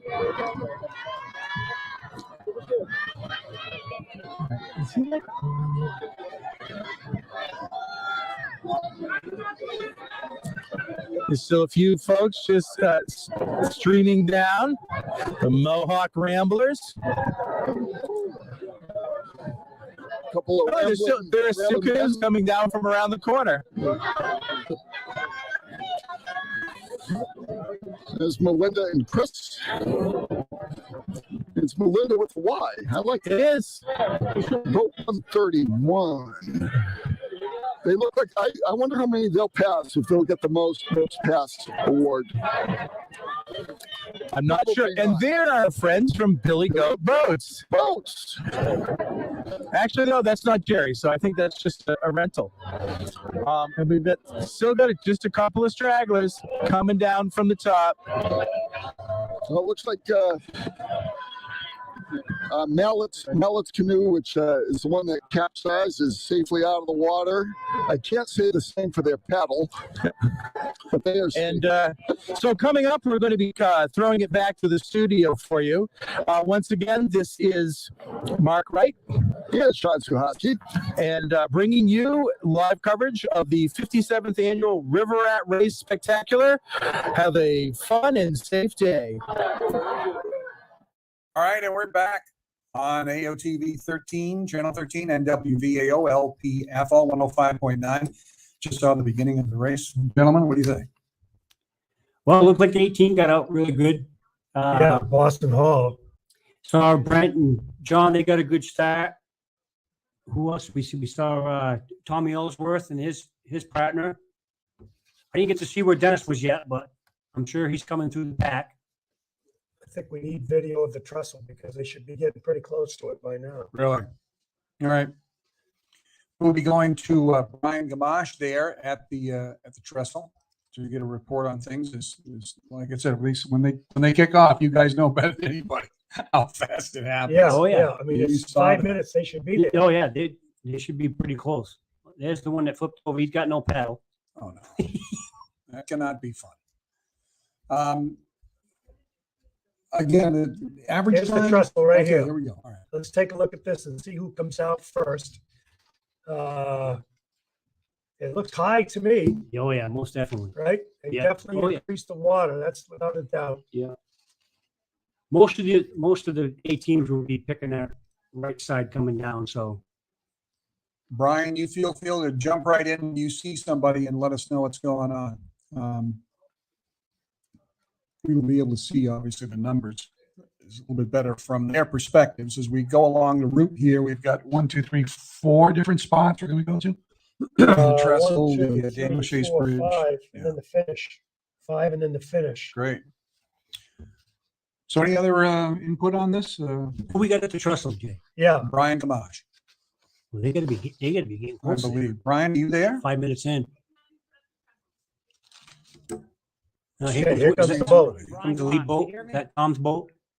Well, they're gonna be shortly after him. So Another boat.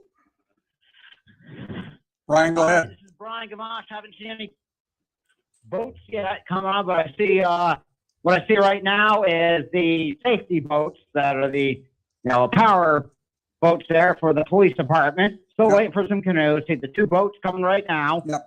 And just wait and see some canoes. And just as we're starting to rain is pouring right now, we were pretty good for a while. We had some rain at right noon. Eric Bowden and I got here at about I want to say about 11:15. That was raining pretty good, and I had my broadcast pallet and pallets with my lawn chair and my umbrella. And then it wasn't raining for a while. I put down the umbrella, but just as the race starts, gets the water level a little higher, the rain came tumbling down. So I had to grab my trusty umbrella and make sure to cover over some of the TV equipment that we have here so that we don't get shorted out. But we got our transmitter here, but it's covered by the umbrella, and guess what? I see some canoes. Yep. Trying to zoom in and have them get a little closer to see some numbers. See 2 guys pretty much going neck and neck right now. They're heading under the bridge over at the trestle over South Athol Road. there's Brent John in third.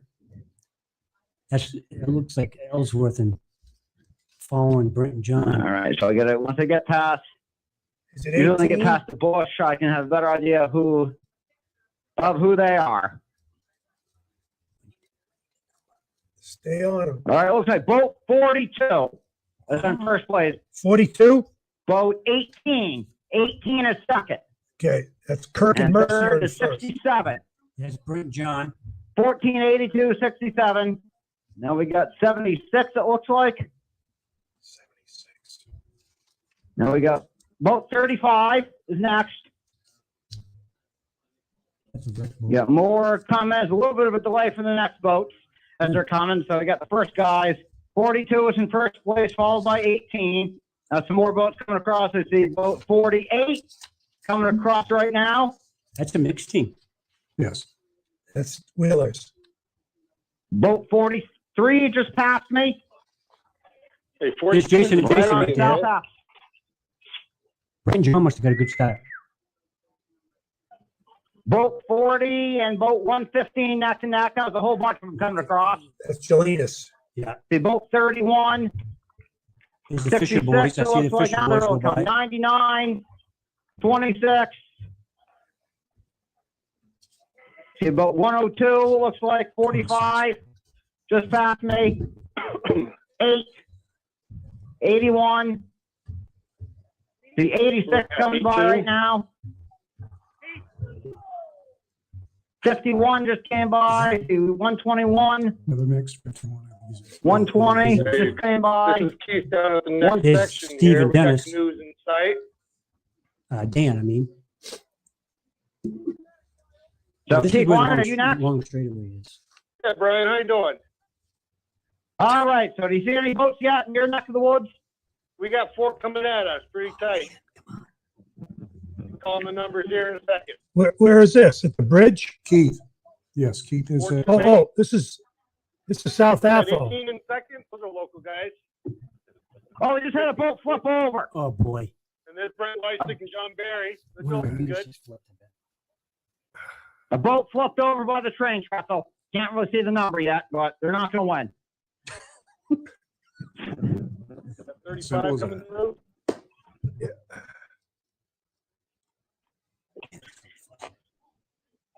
Door. Keith, Door you is said, the door.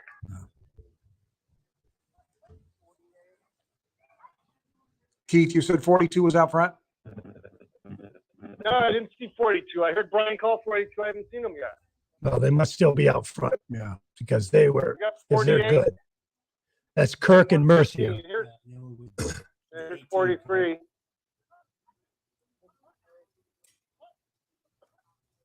Got 63, 31, 99, 40's in the middle. That's a Fish Boys. You guys see all this? Fish Boys at 99. You guys back in the studio seeing all this? Is this South Athol? Right Yeah, here? this is Okay, South all Athol. right. Yes, Keith, yes. 26, Yeah, 58. we can see, but we can't see the numbers very good. So we appreciate your input. Okay. No I problem. mean, I Just think we nice got the to get some top feedback. few. Here's 8 coming through, one of the early starters. Looking for my nephew. He's rolling in 5 here somewhere. All right, are we at Dan O'Shea's Bridge now? Coming around the corner. Yeah. That's coming around the Yeah. corner. Okay. Thank you, Keith, very much. Very much appreciated. And Brian, too. Nice going. No problem. I'm still looking for the Canadians. They're around here somewhere. Yeah, I think you can move to your next assignment. You've got a nice crisp look here at the Daniel Chase Highway Very Bridge, nice. which gives us a good look, and the safety boats are out front. And as soon as our So we leaders had come around number the corner- 42, Dylan Kirk and Luke Mercier at first place. Number 18, Kevin Boss and Andy Hall in second. And then Brent Lysak, John Barry, number 67 in third place. As we approach Dan O'Shea's, we should be able to really get a good view here, hopefully. The last report following that up at 35, Midori, Gus and Jerry Midori. 48 mixed team, right? Yeah, 48 is the first mixed team, Travis Wheeler and Teresa Wheeler. Boy, this is moving fast, isn't it? Holy moly. 11 minutes in. Okay, here they come. Now, you guys will know from the paddle. Right? Yeah. Okay, Brett and John are in 4.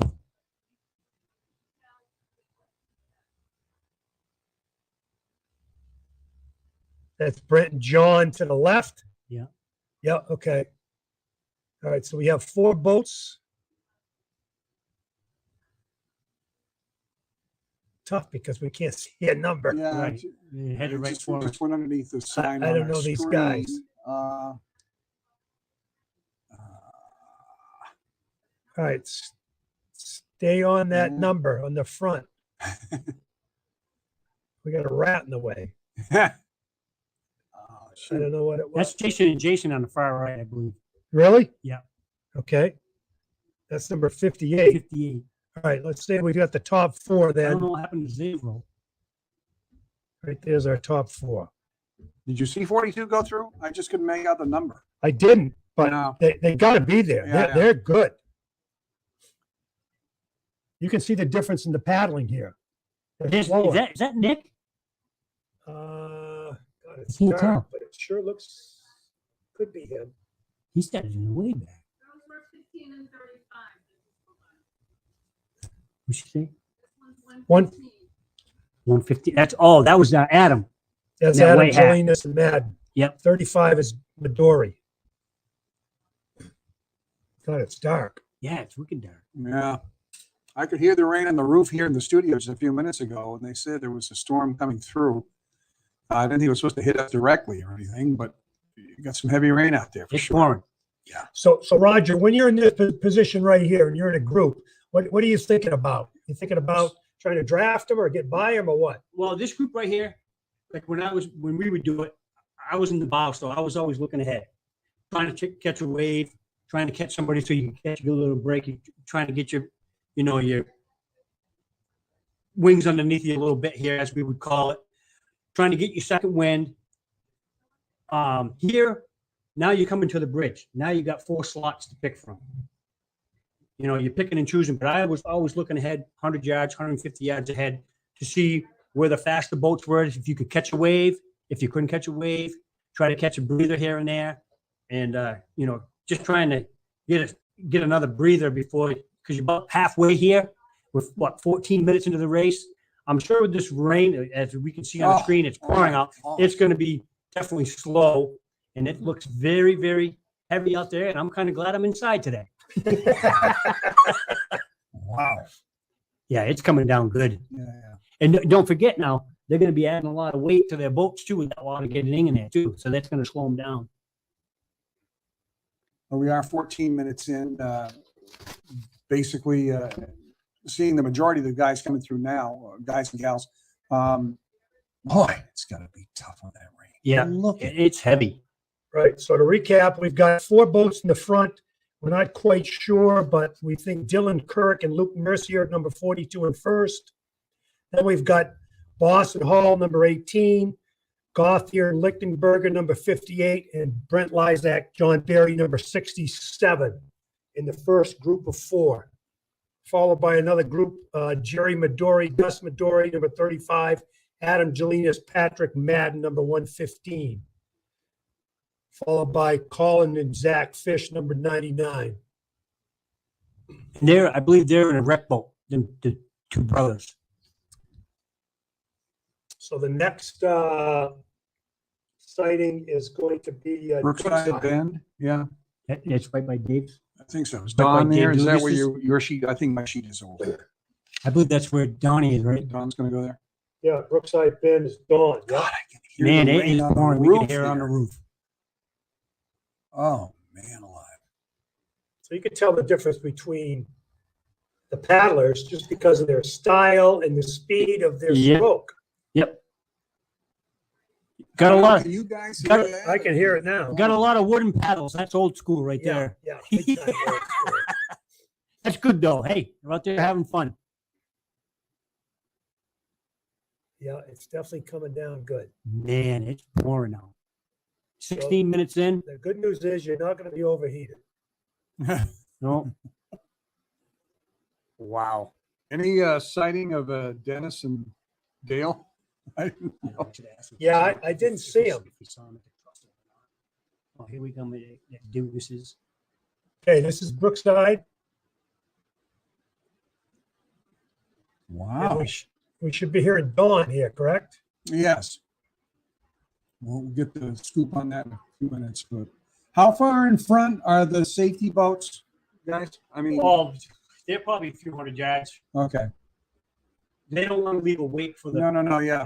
So like 2 football fields. Okay, Don. We're watching. Yeah, we got them coming on out. All we get is safety boats right now. Yep. Don, just give me an I missed update who when you you guys see had. Dennis and Dale. When you see Dennis and Dale, give us an update. Who did please. you have in third? Who did you have in third place? Well, Jason Jason Gothier and Lichtenberger, number 58. So we had 42, Kirk and Mercier. Right, Ball, 18, and then you had 58, and then Lysak and Barry at 67. But they were really in a pack. So 58 in third. Okay, here we come.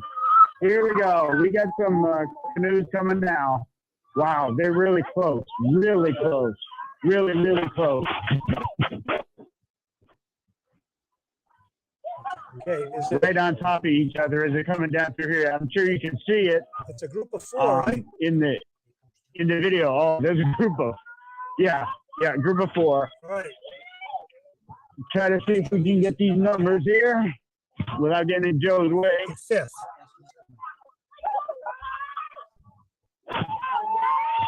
Okay, who's first? Give us the numbers. It looks like first place is All right, we don't need the 48 still. Here's John and Brent in third. 67 is in third at this point. We couldn't see the numbers. They're too far on the other side of the river. for us to really see what's going on. What Looks number like was that? It just, what's that? 115. 115 was in Jason. fifth. That's Adam. That's White hat. Jelinas. Okay. He's wearing that white hat. He All always right. wears a cap. It looks like he looks a little like Tommy Ellsworth. Yeah. Okay. I think it's because it's he's a very tiny guy. Oh, okay. All right. Yeah. Because that's what I thought it looked like Tommy. Adam always wears a ball cap. Okay. Now This wreck boat's doing good there. They I'm sure not are. sure what number is that? That blue boat down. Can you see that number? Number 6. Six. What's the number? That blue boat? 35. 35 on the blue boat. Yeah. That's Midori. Good for them. That's a wreck. I believe so. 117. 117. 117 is the next one. That's Ellsworth. Yep. Let us know when you see Dennis. This is What not- number this now? is not Brookside. All right. Let's get to 48. Brookside Ben.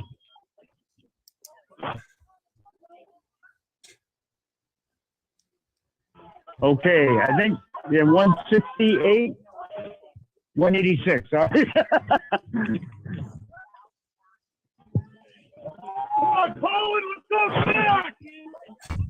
Go! 122, 63. There's the fish boys in the red boat. Got the And now first- they're really far away from where we are. We can't really see right now.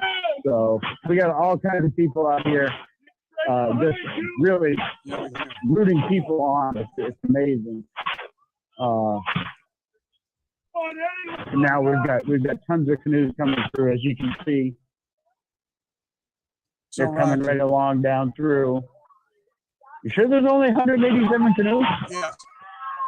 So as It you're looks like heading a lot past more. where Don is right now, Roger, why are they hugging that side, the other side? They're, right now, you got some of them that's kind of in the middle of the current, but a lot of these people right here, they're going where the other canoes at because they're getting a little I see. wake. I see. So it's easy for them to. I There see. goes the Miller boys right there in the aluminum canoe. Like right here, see how everybody's The rain going has down. stopped That's the main at this point. current right there. Everybody's just gradually going through. Here it is. You're inexperienced, just in there having a good time. That's fantastic. Where is this? That's just before the bridge. Back at Daniel Daniel Shea. Shea. We should be up further. Well, our next Yeah, stop and is the gonna, rain has pretty much stopped here. So our next stop is I'll going to be. I'll mute out for now. Okay, Don, thanks. Our next stop will be at Robbins Lane with Brian Gamache again. Right. So that'll I be on think- the left yeah. side of the river, and I think the paddlers will be on the right side. Yeah. So pretty much what we said in the beginning is if the grouping that we had going under the Daniel Chase Bridge pretty much stays the same. Right. The all only the way one, down. and Roger's right on. Jelinas and Madden 115, and then Ellsworth and Garden at 117 are up with the front pack. So we've got a group of 7, along with Travis and Teresa Wheeler, but a group of 7 boats up front that any one of them can win it. But you're really thinking Adam Jelinas and Patrick Madden. They're coming on fast. They're coming on fast. What they can do is they're catching them. They know they're catching them. And what they can do is when they do catch them, They can stay behind They them. can back off a little bit, Right. catch a breather. Then that last mile, like you said, if we have a camera there, Yeah. it should be one heck of a finish Yeah. because someone's got to make a move in that group. Right. Like you said, we might have a group of 5, 6, 7, 8 boats. Someone's going to make a move and then see who follows suit. We certainly hope you had a chance to see a little bit earlier when Mark Wright and Sean There Sahosky goes were on. Dougas and Hamlin right there. Where? They just Oh, went by the white The boat. girls. By where Don is? Yep. Yeah. Okay. Yep. The river white is just so it blows my mind every time I see that map again. How much curve they're going through before they get to that last straightaway Yeah. segment. Oh my gosh! I mean, the curves were just crazy. So the shot we just had where Don was, that's the last big one before the straightaway, or is there more beyond that? There's one more. Oh, you got to One go down more. by. You got to go down by that's right. That's right. Brookside, That's right, Brookside. by the junkyard. Yeah. Okay. Yeah. So I don't know if how quick Brian could get there. I hope he is there to Robbins Lane. to find out where our next stop is. 188 canoes this year, with one of the major Hey, players. it's Brian Gamache. Brian, go ahead. Yeah, Eric and I just pulled into the parking lot, and then you hear me breathing heavy. It's because I'm jogging I think you somewhat got quickly to get to the boats. Okay, bud. And I'm approaching where the stream is right now. I see the safety boat coming through. I don't think I see any canoes yet, but I'm just walking towards the water right now. 24 minutes in. This has gone pretty quick. Yep.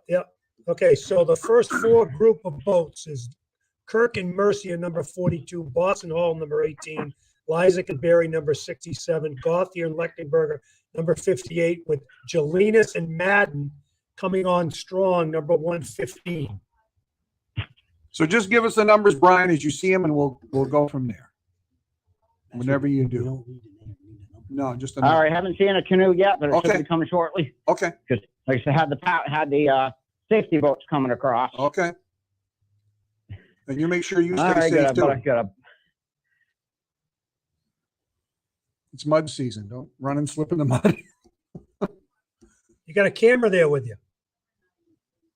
Yep, that's Eric Boughton, who has been AOTV for quite a long time, since he was a young teenager. I did the same thing. I started AOTV. I was 14 years old. I think I see some boats coming across. I'm a little further up.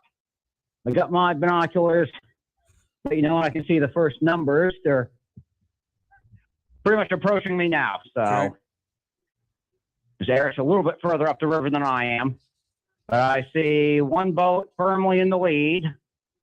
One guy with like a lime green shirt. Another guy with like a Okay, what red. number is that? I almost got it. Looks to be number, is that 56? That was weird. 56. And I got another 42 is in second place, but 115 he's coming. And 67. 67 is in fourth place. Did you get number one? I think hard to, I think I saw 58. Does that sound Okay. right? The first couple votes. Okay. 56. Is that right? Yeah, Jason. I think that's what he said. Yeah. I thought he said 56, but it's 58. Adam's already got You got past those John 5 or 6. and Brent.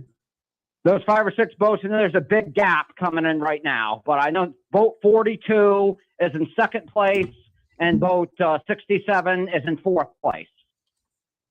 Okay. 115's in third? And yes. What shot is this? Is this? And now there's a gap. Here at Annie's Drive-In, and we're starting to see some That's of the what we first got 1 canoes mile come ago. around the Okay. corner here.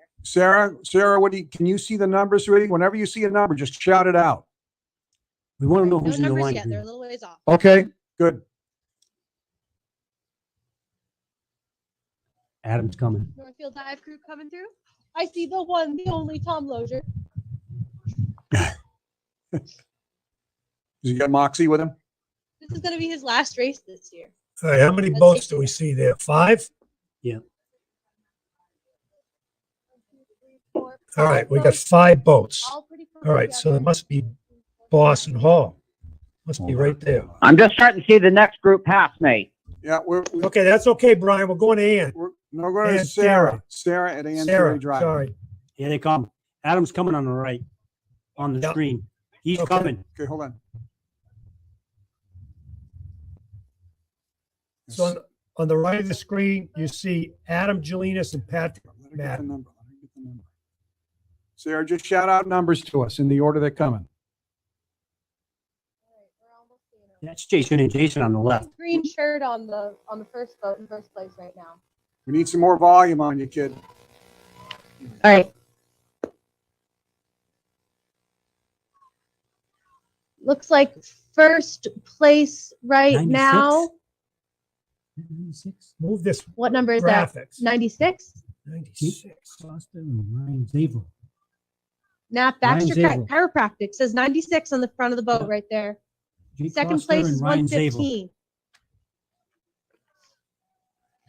And they're going fast. They're close. I don't see 96. And then we are That's what I neck got. and neck number Foster 67 and and number Ryan Zabel. 42. Brett and John. 18. And they're real close in third place. And then we have number 18 coming in. Okay. That says Lizac on the side.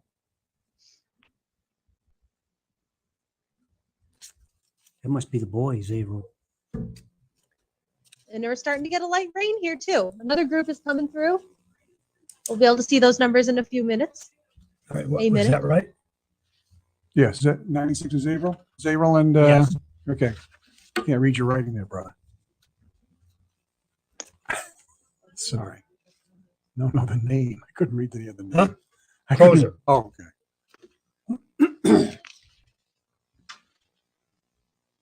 I'm impressed with the rec boat. Yeah, excellent. Excellent. That's great That's job. Jerry Midori and Gus Midori Great job. to stay up with those other There's boats. Tommy. I can tell by his. Yeah. Tommy. Okay, that's Ellsworth. I Yep. can tell it by his stroke. Yep. So that's exactly where we got him. So this will be sixth 117. place. He had a coming good start. in. 117 Yep, we got him. passing by us now. Okay. Midori's behind. 35. Yep. Good for them guys. All by Greenboat 35. You guys are seeing that better than me.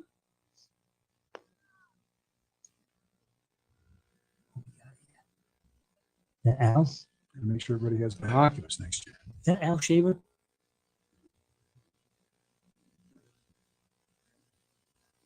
And then Yep. another one Can't see coming the in. number. I think that is 173. Right here. 173. Wow, they really Is that Al? climbed up. Bruce Lee, Al Shaver. Yeah. Son of a gun. 173. And then coming in, that's 48 and 186 are 186. neck and neck Yep. right now. That's our first mix, possibly. Teresa and Travis Wheeler. Yeah, that's the first lady I've Yes, seen. Joe and Emma. 160. Jack, I mean. 160. And I Also think been a he's got close tank race for the top first on. mixed team.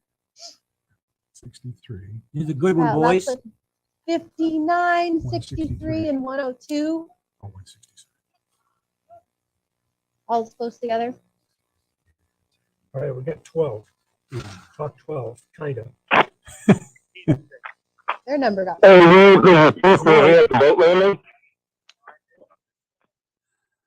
We got Could be 12, but their number's gone. Then we have 120. 115 and 56 up front here. You've heard.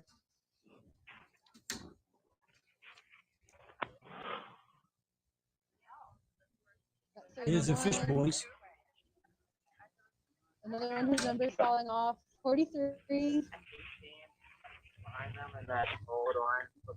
think his number's falling off. We got a group recruit coming There's up. Dennis. 37. That a boy. Keep digging, buddy. Starting place. That's scary. All right, we probably Who's that should. second one? Do we have anybody at the old boat launch Yes, yet? Keith is there. We just got to bring Keith's volume down just a little bit. Go Canada! 86. That's home stretch right there. Yep. Keith, we just turn your volume down a little bit if we can. We just kind of having a little tough time hearing you. Sam. Trying to encourage good international relations here. Sorry.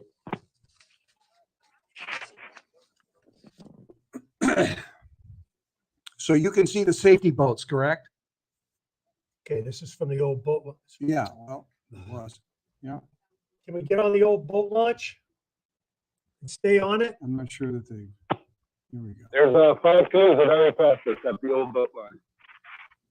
Okay, so that's got to be Crozier and Zabel right there because he had the white hat. Is that 96? 96. Keith,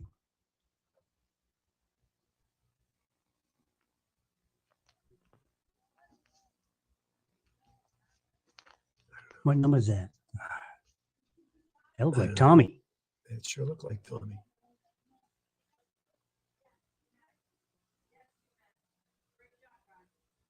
Keith, can you give us some of the numbers as you see them go by? All right, that's Yep, that's that's not the right. right place because that's the wreck You boat. got that blue boat? You got to put a number on that. That's 36. We just missed the front group. You got 130, 173. You guys get video of the front 5?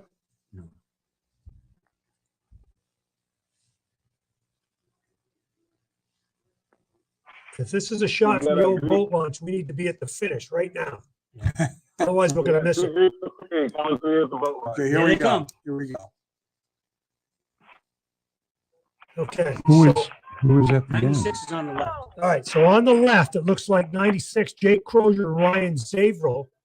And on the right, Roger, you think that is Jelinas and Madden? Yep. He's always weird. I'm telling you, that's Adam. All right. And it looks like they got a slight Man. lead on the right, correct? I'm telling you, they're coming from Yeah. 115. Yeah. Looks it like they're going by him. It sure does. It looks like Jelinas and Madden have taken the lead here. Is Shane there? Shane there? No. Okay.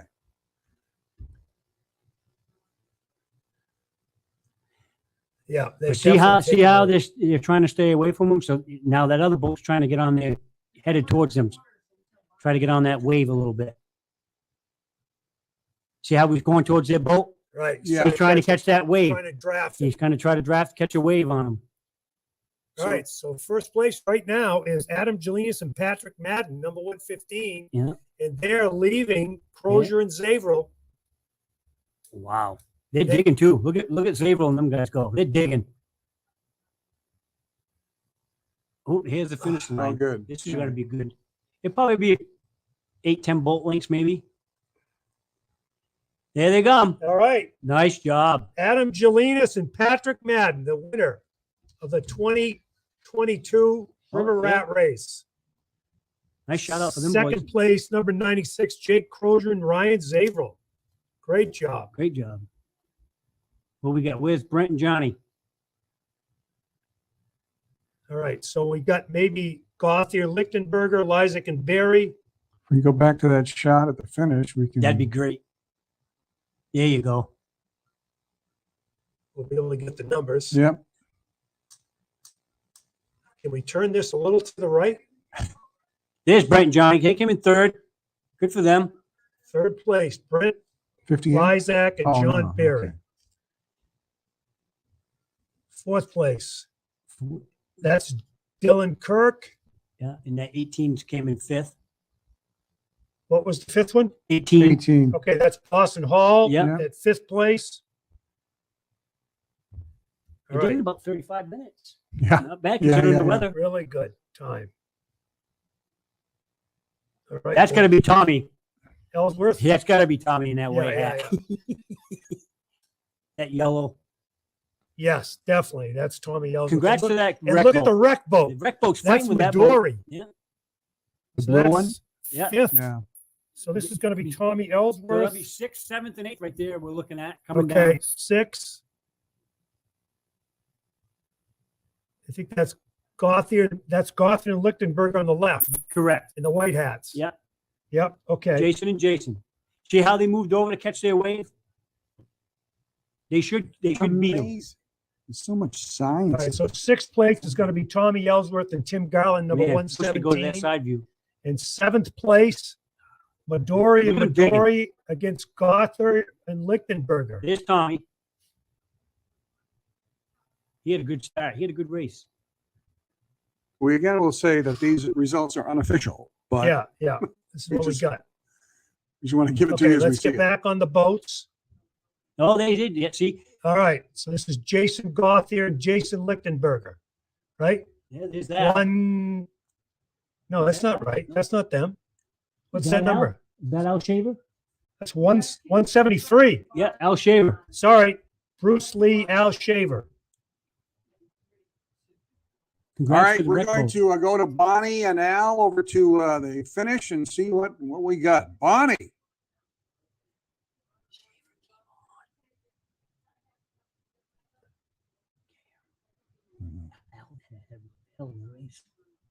We have been here in the cold and the rainy drip, but what a time for 2022.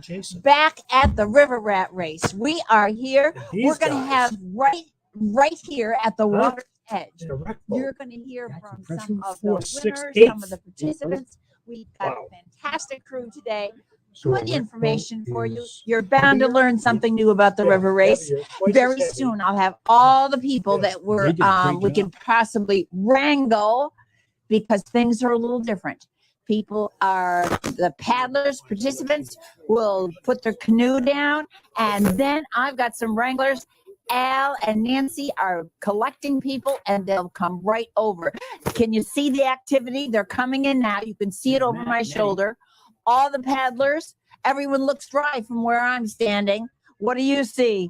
It looks like everybody is happy, delighted to be back at the Millers River and this 2022 version of the River Rat. It's getting a little wet out here, but the trip has been fabulous. We met a lot of new people, and we will be here. Take a look over my shoulder, and you will see all the people that are involved. Do you know there are people, the Lions Club, we can't say enough for the Lions Club. The Lions Club has been working on this for months to make sure it's a good, safe race. Safe race is most important. And then the next thing is that we've got a good legal race, that this race is perfect for those beginning part of the cycle of canoe races all through the year. Take a look. You can see through over my shoulder. They're coming in. The water rescue people are right there, and they're helping them get the canoes in because that's 6 miles of hard paddling. They're very tired. Okay, I'm going to be back in a few minutes. Studio people, take it away. Okay, Bonnie, thank you very much. Yeah, we hear more rain again. We just saw it on screen. Oh my God, this has really been an amazing race. And what did we say, 35 minutes in spite of that rain? Yeah, very good. So run down what we've got here again unofficially. Well, unofficially, we got Adam Jelinas and Patrick Madden, number 115.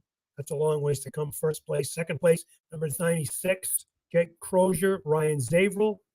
Third place, Brent Lysick, John Barry, number 67. In fourth place, Dylan Kirk and Luke Mercier. Fifth place, Andy Hall and Kevin Boss, number 18. And in sixth place is Tommy Ellsworth with Tim Garland. In seventh place, Bruce Lee and Al Shaver. And in eighth place in a wreck boat, Jerry and Gus Midori. Yeah, that's so really fabulous. That's impressive. That's impressive to hang with them guys. To beat a lot of other pro boats. Yep. Really good. And it looks like it's pouring, or is it just dark? No, it's pouring. It's pouring. I can hear it on the roof. Yeah, I can see it over there on the screens out in the studio. So I got to give credit to Adam and his partner, and especially in Tommy. He started 117. Right. And both of them. Yeah, they both must have had great starts, and congratulations to them. And that was a great race. I mean, fantastic time considering the weather that they were under. Passed a lot of really good paddlers. I mean, look at over there now at the finish. Oh my Lord! Crazy. I'm glad I'm in the studio this year. Me too. I'm glad I didn't You're put me saying at I'm the at the finish finish line. line. All I can tell you is I've always been in the studio, and I'm very grateful for it. What? There's Seth Woodbury and his partner, Simonton. They got a wreck boat. That was the old Stanley Harris and Glenn Harris boat right there back in the day. I mean, there's certainly not a lot of names in this top 10 or so listing that we've got that we've seen before. And that experience in doing this race year in and year out, obviously it's got to be, you've got some advantage because you've done that, right? I mean, you take Adam, he's been on the river several times, got several hours on. Brent and John, several hours. I mean, like them guys right now, they're actually training for the 70. And like you said, got to give credit to that rat boat. I'm not sure where they're from, but that's one heck of a race. And you got Al Shaver that came back from the back, 173. Right, 173. That's impressive. That's impressive. He came in what, top 10? Seventh place. Got him seventh place from 173. Yeah. Now, when you say the 70, just because you mentioned it a few times, this is a 70 miler. They call it the General Clinton. It's over Memorial Day weekend. It's out in New York on the Susquehanna. It starts in Cooperstown and goes to Bridgewater. Yeah, to the B. They have that race there. They have a couple portages they got to get in and out of. And I mean, think there's 4 portages. Yeah, so and that's a hell of a race. I've never done it. I've been asked to do it, and I've photographed it a few times. and it's incredible. They actually have over 30 races over the weekend. Yeah. It's quite a weekend. Look at the weather. But anyways, a lot of the people do that. Holy Oh smoke. my Look goodness! Look at Oh. this. I got to give them Wow. credit. Good for them. Yep. You tell us when. Holy smokes! Well, there's a system coming through for sure, and I didn't think it was supposed to be really dangerous weather, but a lot of rain with it. So we're going to go back to Bobby. This has to be right there. We're going to teach everyone how to use that. You've had a great panel. Tell us about it. I think, did you come in first? No. Second, but close. No, No? not even. You're local people. He's 77. Can you believe that? 78 years old. I am her. That's terrific. And you're paddling. You've been paddling for years. Yeah. So how many years do you think you've been paddling? This is my 50th rat race. 50th? Wow. All right. And how about you? Oh, probably about 30. That is awesome. Do you run other races during the year? Yeah. So how long will you race now for the season? This is my second race of the year, and probably I'll have maybe 20 more. Wow. What's especially great about it? What do you love about doing the races? I have Doug Howard for a partner. There you go. What number was your boat? 121. Woo! All right. Good enough. Good enough. Thank you, guys. Here's your mic. Get out of the water. Thank you. Thank you so much. Soaked. I didn't even race. Isn't it? Yeah, we're soaked. Like Shane says, we're soaked and we didn't even race. We've got it. Yeah. We are here. It's pouring right now here at the edge of the Millers River in Orange, Massachusetts. We're here and we've had a lot of people. We're going to have more people that are coming as soon as wranglers are getting people. They are tired. They are wet. They are cold. And the rain is coming down. You know, I was thinking this is the second time I'm wet for the day. The parade was wet too. Stand by. I got it. Yeah, I've got it. Come on over, guys, right here. How you doing, guys? How you doing there? What boat number you guys? 102. 102. Here you go. And right here, under the umbrella. And we're looking behind you at the right. Oh gosh, do I feel special? So tell me your name, your boat number, and what do you think you came? Justin and Willie J, and 102 is our boat number, and I don't know, top 15. I'm not sure. That's good. We Local people. Yeah, we're local. We gotta keep the spirit alive. We gotta keep getting the young people out boating. We're It's a heading good to time. Stone Cow Brewery after this. Everyone, we'll meet you there. It There sounds we like go. a good plan. Stone Cow. All right, sounds like a good plan. Hey, Thanks, guys, okay for for a coming race. over. Yoo-hoo. Thank you. How diverse, right? People that are there. We've got more people coming up. It is so good to hear from them. Everybody's story is a little different. Everybody's come from a different direction, but they are still smiling and glad to be here at the river race. Come, guys. Come right over here. Come to me. Well, come right here. Take a microphone. What's your boat number? I was going with boat number 99. And your names, please. I'm Colin Fish. I'm Zachary Fish. Oh, and I had you in first grade, didn't I? Yep, over at Sanders Street. Yeah. I'm just saying. Like, oh my goodness, I remember that. So how was it paddling today? Paddle was pretty good. Started out a little rough. Got kind of hung up off the start, but then once we got going, pretty clean race. Fun. And tell me your number again. We were number 99. Ooh, not bad. Yeah. So tell me, do you both live in town? Where do you live? Yeah, we both live in Athol. Lived here our whole life. Perfect. So you're here. We're so glad you were here. Was there any part of the trip today? Was there any part of the trip today that was a little hard, that there was a real caution there for? Right before Dave Dougas' corner, there was a log. We went to go inside, and there was a log. We hit that, but that was the only thing we had. It was a struggle. You hit the log? Yeah, there was a floating log. Yeah. But it Oh, didn't that is jump. pretty clean. No. Excellent. Have you been practicing for a long time? I mean, this year we didn't get too many hours on the water. In previous years, we've had quite a few hours on the water, but this year, not as many. Perfect. Thank you. Thank you so much for coming to AOTV, and you can see us on the TV. Thank you. Thank you. Come on. Yes, we got it. Take a microphone. All right. Tell me who you are and what was your boat number? We were 175 was our number. Yeah. What do you think you came out? Top 20, I think, and first aluminum boat. My name is Steve Miller, and I'm Seth Miller. Excellent.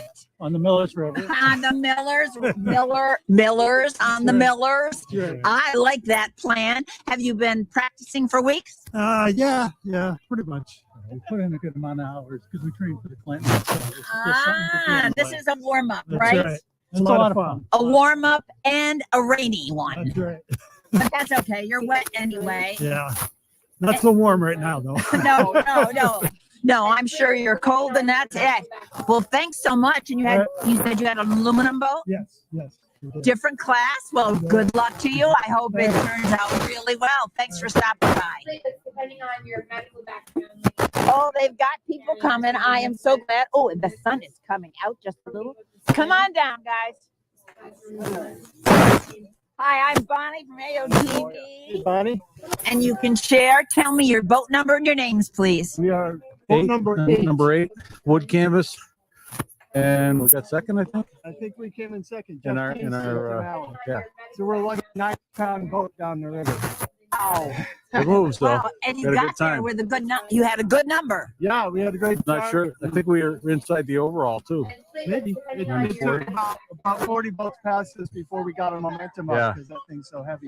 Yeah. And we got rolling. Are you going to be doing? Raining. Yes, and then it started raining, and so you can look at the camera there. So you're looking. There you go. And with it, when it's left out, get rid of the umbrella because it's very hard to do it all. Have you been training for weeks? Oh yeah. Yeah, Since the beginning of the year myself for different races, not just this one, but we got 25 hours in. Wow, that is good. What's your next race going to be? Tomorrow, right here. The pro race. I'm taking the day off. He takes the day off. I'm joining someone else, and we go back up to the start. Maybe next weekend. Again. That's right. What else could you do on a lovely spring day, right? Exactly. In the rain. Yeah. In the rain. And where do you live? West Springfield. And you've come up here for how many years? Well, I haven't gone since the 16 when he tipped me over, but before that, it was about 5 years. Yeah. Yeah, And Tim's been doing it for quite a paddling while. about 40 years and Yeah. been doing this probably 20 or 25. Excellent. This is a good race. Oh, yeah, it's a blast. a lot of fun. Blast. Yeah. It's always a good one. It's always a good one. And it's so exciting to see people coming in. They're giving it their all. Sure. It's their sport. They love it. Yep. Anything else you'd like to add? No, that's about it. All We'll get right. a- Well, thank you so much. Get dry, get something to drink. Yeah. All right. Thank you so much. Thank you. Bye-bye. Okay. Wow. People come from all over. Oh, Al, how's it going? You getting some more people out there? Yeah, we've got all these different classes. And you know what? The exhilaration of the people is to get out of those canoes. Where you want to be there. They're just so pumped up. Yeah. Yeah, it's what a rush. It's wonderful. And so now we've got some people that are coming that are in the various classes. I don't know. Did you talk to the person with the aluminum? I did. And what about the? Yeah, I sent over the North Quabbin group and the professional 1, 2, and 3. I think you had some of them already, correct? Yes. Okay. Did the At least the Y6 Nick came. came. Yep. All right. And they're doing something a little different this year. They're coming in a little different. So it's head on to the landing area. So there's more of a lineup from downstream, and they're coming back up. And the health team, the rescue team, they're helping them out of the water because it's a hard job. They've been paddling for 30 minutes or more, and it is hard. They've worked up a sweat. They're coming in. It's a challenge. In that position, and they were in that position at the start. Don't forget.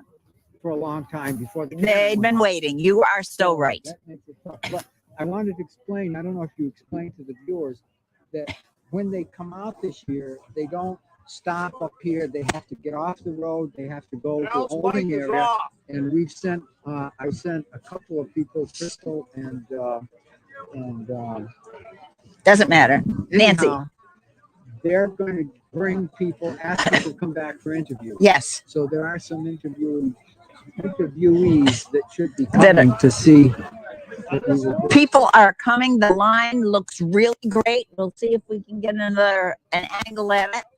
But they're making a line. It's a big sweep around, and it looks much better. Did you get It's safer. total number of canoeists? Yes, 189. 189 from Canada, from New York, from other places here in New England. They've been from all over. We had that. I heard not Nova Scotia, Quebec, and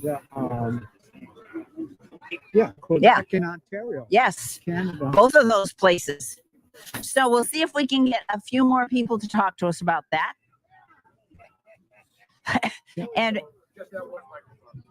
there were people from the States, and I remember last night in the registration and out on the Cape, and so they travel from one of these races to one of the first ones of the season. I'm not sure. The Westfield River one is next, something like that. They are really doing well. We've got to say that our water people are just fabulous, helping out. The Lions Club has been very helpful. They've organized this even in short notice, relatively short notice. That they have organized this from a health and safety point of view. They had permission from both towns to make sure it happens, and then to get the help from other towns for safety and for publicity. They're looking for it. 189 boats this year. That is fabulous, because we didn't even know early on how early you were going to actually make it. It is great. We see people paddling in, and they are patient, they are kind. It's going really smoothly. We're going to hope it continues that way, and I'm hoping that we have some more people that come our direction to talk about how things are going. I want to tell you that you are watching AOTV, your Spectrum Channel 13. Maybe you're watching us on AOTV13.org, or you're listening on 105.9 FM. All of those ways are ways that you're finding out about this community event from AOTV. Thanks to all the crew that is working on AOTV today and every day to bring you that good information from our community. That is all great news. All right. When they're finding out, they're going outside billy goat boats. This is a publicly owned property. And so when they open the season, we've got to say thank you to them, because they rent boats and they help us out. Oh, we've got some new people. Come on over, guys. Welcome. Tell us your boat number and your names and where you're from. We were boat 91. I'm Matt. Kevin. Kevin. Yeah, and we're from Boston. Excellent. Do you travel a lot of other canoe races? This is our first canoe race. Yeah. First ever? Yeah. We done dragon boat races before, but this is our first canoe race. Yeah. Excellent. Where do they do dragon boat races? They have one in Boston too. So the one in Charles River. So there's one coming up in June actually. Yeah. You have trains in Boston too. Yeah. Trains in Boston. It's to be expected. So how was this race compared to other things? And what was, tell me your number again.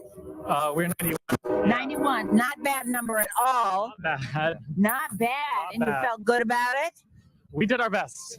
We did our best. Yeah. I think we're happy with how we did, especially since it's our first time ever for canoe race, especially starting with like the rat race, which has a pretty crazy start.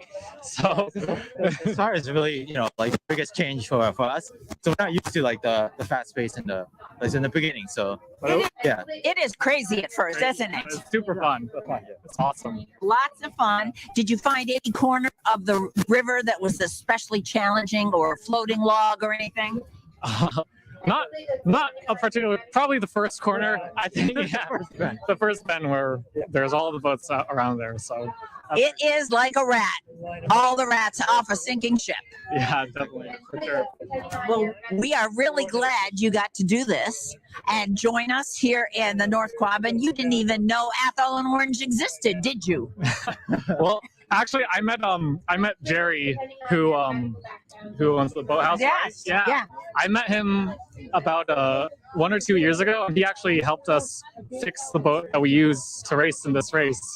So you can thank it all to him. All right, I'm glad Jerry was part of your coming to Central Massachusetts. Absolutely. Yep. I told you he was there. I told you he was there. Well, thank you very much for joining us. Yep. Thank you too. All right, thank you. And you can check us out on AOTV13.org and you'll see this. All right. Great. Thank you so much. All right. Bye-bye. Bye. Take care. Safe trip back. Come on in, guys. Sorry that took so long. It's all right. Oh, sorry about that. No apologies needed. Tell me your boat number and your names, please. So we started 115th. I'm Adam Jelinas. Patrick Madden. And we finished first. Yahoo! Yeah, we're excited. Excited. Yeah, that was awesome. To start over 100. What was the number again? 115. 115, yeah. And we came to a dead stop just after the bridge. Just after the first bridge, Right 3 into boat shore. pile up, literally drove the boat into shore. Yeah. So it's had to rough, back hard up. fight back.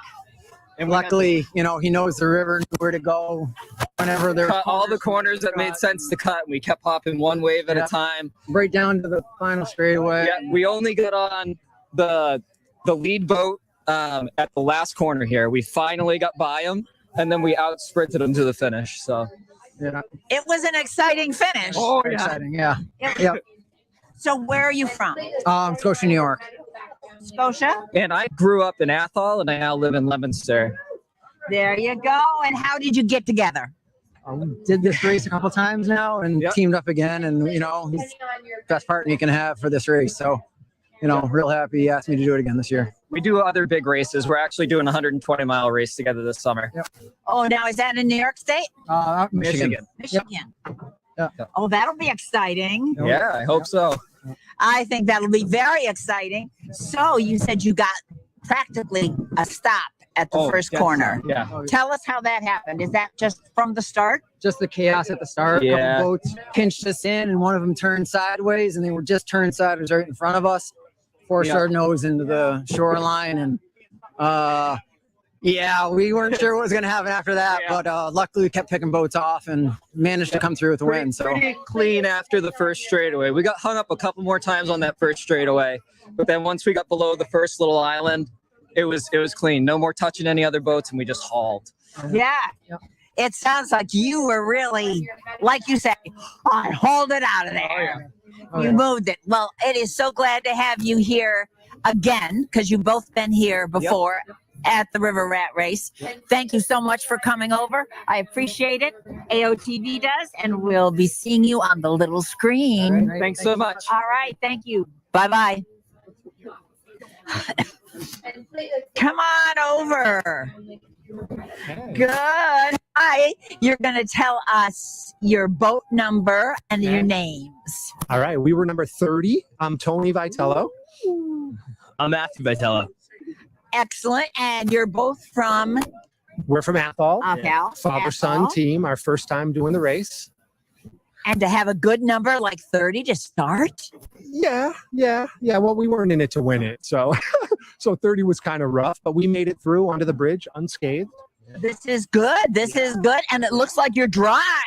As dry as we could be, right? It was raining pretty heavy out there. It was hailing. How old are you? I'm 14. Is this your first? Is this your first race? Yeah, it's my first time doing the race. How many times did you get out there and practice? Many? No, just once. Once. I think to come out dry because you stayed upright in the boat is a great point. Absolutely. Yeah, absolutely. We think- made it. It's a success for us. We're happy we finished. I think you did. I think you're celebrating with a cup of hot chocolate or something, right? Absolutely. Definitely. Changing some dry clothes. Dry clothes. You can look for us on AOTV. You'll see this interview, and we're all glad that you came over to see us today. Thank you so much. Thank you so much. Bye-bye. See ya.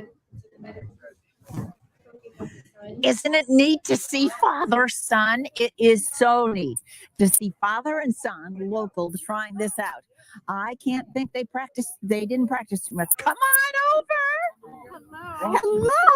Boat number 160. So you're going to tell us your boat number and then your names for us. Our boat number is 160, and I'm Emma Ellsworth. Jack Morse, still in boat 160. Still in boat 160. Hooray, hooray. Tell us how the trip went today. How did that paddle go down? Go ahead, Jack. Well, the beginning was rocky, but then Emma just cracked the whip and said, let's go. And that's what we did. So we were 160th and came in 10th. I think 10th. Yeah. Wow. Passing 150 boats? Well, a lot. Yeah. That's the math. Yeah. And we had a really good sprint to the finish with Travis and Therese Wheeler. We were neck and neck. We saw them probably 3 miles back. And Jack says to me, Emma, that's a mixed boat up there. So we just had to dig deep and then dig deeper and then keep digging deep. and just not fall out of the boat. Yeah. And then we got them at the finish. Really fun. Excellent. Yeah. But they're an awesome team. I mean, they're one of the best mixed teams around. So A photo finish. yeah, I think so. Yeah. And that just makes the competition all the better. And so nice to be back. We missed it. Well, to be back doing the rat race. Because you haven't done it. Yeah. We haven't had a rat race in 2 years, and boy, did we miss it. Yes, we did. So- And we had some new people that are doing this for the first time. Now, you've done it before. How many rat races have you been in? Just guess. Well, with Jack, we were guessing 12 together. And then I did one with my father, my first rat race. Yeah. So. It is so nice to have you. Was there any third part? Of course, once again, this is the rat race. So the start is always an adventure. Tell us about beyond that, beyond the front, a little description about what happened. Well, just there's so many good teams out there that we would come up to, you know, a male team that usually beats us, and we'd ride them for a couple seconds and then we'd pass them, or vice versa. They'd come up next to us and we'd be like, let's latch onto them and try to hang on as long as we can. So yeah, the whole race is fun, but it's the last couple minutes that always you dig really, really deep. So perfect. What do you think, Emma? Oh, it's just a 35-minute burn. It is so fun. So excellent. Well, we are so glad that you are part of this, and we're hoping to see you another time. Absolutely. And we want to thank our sponsor, which is Pioneer Cleaners.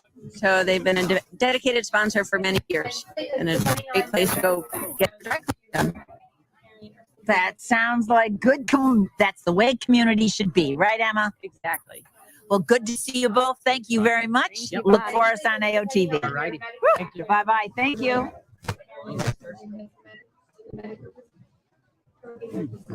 Hi, guys. Hey, how are you? Hi. Tell us your boat number. You look like you're enjoying yourself, having a great time. Super time. Boat 65. And your name? Joe Perkins. Boat 190, Jeff Underwood. Look, isn't that great how they're just with a little spook here, they're loaded. They are here. And tell us about your experience on the river today. Well, this is Athol River Race is the best thing that ever happened down in Orange and Athol. It was a great time we had. Super. Isn't that great? Now, and you look, you're dry. Yeah, we didn't tip over. No problem. It's good. No. Have you paddled many times before? 10 times I have. Yeah. River rat race. Right. Yes. Did you practice together other times? No. This is just today and Just today. Yep. depending on your medical background. Like Really good. Yep. Nope. And where do you live? Oh, Belchertown, Mass. Not too far at all. Not too far. And it's your first race? Oh yeah, first race, and well, I'm surprised we got away so dry. Well, I probably got wetter than you did through the 2 rainstorms, but we are delighted to have you. Thank you very much. And you, next year. All right. We'd love to have you. Bye-bye. It has been fabulous. We've had a lot of commentary going on, and here at the finish line, we are so glad we were here to report it all to you. So Shane, so do I need to sign off or should we keep going? depending on your medical background, like if you ever had a parent or something that's in the medical from people with the sun. Right here. And depending on your Come on, guys. Right here. Right here. Hi, I'm so glad. I'm Bonnie. Turn around. The camera's behind you. Back up a little bit. Back up. We can do that. We are so glad. Tell me your boat number and your names. 136, Katie Nolan. Josh Heineman, 136 too. Excellent. Have you paddled for years before? Josh has paddled since about 79. I've been paddling 10, 15 years. Wonderful. Yeah. Wonderful. And how was the trip today down the river? Wet. Yeah. You look pretty dry, though. Soaked. Soaked. And you're strong, and you've been working for this? Yes. We had one practice. One practice. You don't want to overdo it. No. You don't want to overdo it. And it was fun? Yes. Yeah. Are you going to try again another year? You'll see what it comes up. I plan to. All right. Yeah. This is a great one. Okay. We said the River Rat Race is for everybody. It is for everybody. It's for everybody. Thank you for joining us. Thank you. And you're here. Hey, Bonnie, how are you? Hey, here. Now, did it rain here too? I just on the It river. did. You know what? A lot of fun though. So great to be back. And so I'm just thinking, hey, it was like tears of joy. That's what I think the rain was today. Yeah, everybody had a lot of fun. Excellent. What boat number were you in? 112. Anyway, whatever boat it was perfect. It was 112. We had a great time, and we really appreciate all the people who were out. I think they were as crazy as we were, you know. But we had a great time, and it's wonderful to be back. And thank you to AOTV, thank you to the Lion, everything. And we saw you in the parade this morning. A lot of fun. We saw you in the parade, and that was where we got soaked first. Yes. So I just haven't dried out since about 9:30 this morning. That's okay. That's all right. That's all right. It's all fun. She's a trooper. She's still clutching her paddle. That's right. Because I don't think I can let go of it. I think my hand is permanently frozen around. Right out there. Let me But, check your strokes. Your strokes, Ann. Just like that. You got it. All right. Thank you. We're ready. See ya. Bye-bye. Okay. Thanks, you guys. How are you? Thanks, Ann. Oh, my goodness. Ann Govey, our senator, for a little while longer. We have been here. This is Bonnie Benjamin, Al Benjamin, and the whole crew at AOTV. We are so lucky that right now there are blue sky. There is blue sky that I can see, and that sun is going to dry us out maybe. It has been a fabulous River Rat Race. They're all here. The safety crew is out there, and we've had a wonderful time. We have had a wonderful time. Thanks to all the crew, whether they are in the truck or taking, looks like, oh, we have some others. Hold on, guys. Yes, come on over. 154. Yeah. All right. At 154, tell us your names. I'm Jocelyn Songer. Molly Tomlinson. I know you guys. I said, these are names from the past. This is not our first rodeo. Not even our first rodeo in wings. Let me just see. Put a little twirl around here. Oh, you've got it. Looks a little flighty to me, but you've had a great time at the River Rat Race. Absolutely. Every year, even in the hail. Was it hailing when you were at the Yeah. First time I've heard that. The hail coming down. So have you practiced before you come out, or you just kind of say, "How are we going?" Every year. Once a year. For the following year. I like that theory. In the summer sometimes, but this is definitely the first paddle of the year every year. Yep. Excellent. And you're both from? I grew up in Orange. I'm from Central Maine. There you go. Yep. And you're here and you've enjoyed River Rat and you look lovely. You look lovely. Fly away. Places. Thank you so much. It has been fabulous. So Shane's going to direct me and he'll tell me whether I have to say stop talking or don't stop talking, Bonnie. I could now I can find out about the water. You know, I did some research. Okay, Jason, come on over, Jason. Depending on your medical background. Jason's going to tell me because the question happened. Jason, we can still do another story, but you know, not only are you a Boy Scout leader, but you're a scientist with. So tell me your name, where you live, and then what are beginnings of talking about water. Okay, so my name's Jason Robinson. I've lived in Athol my whole life, and I also work for the Army Corps of Engineers. And so I'm talking earlier about the water levels and the flows. And yeah, what do you want to know? So when do they have to start planning for this water to be down at a certain level? For it to begin to build up, usually it takes a couple weeks ahead of time, letting us know and building the water. And it takes the Army Corps of Engineers, and they control 2 dams. Tell us about that dam, the dams, and how the water comes down the river and how long it'll stay up. So we have the 2 dams. We have Tully Lake and we have Birch Hill Dam. And usually we start releasing the day before for the water to it takes about a day for it to get down to the starting line.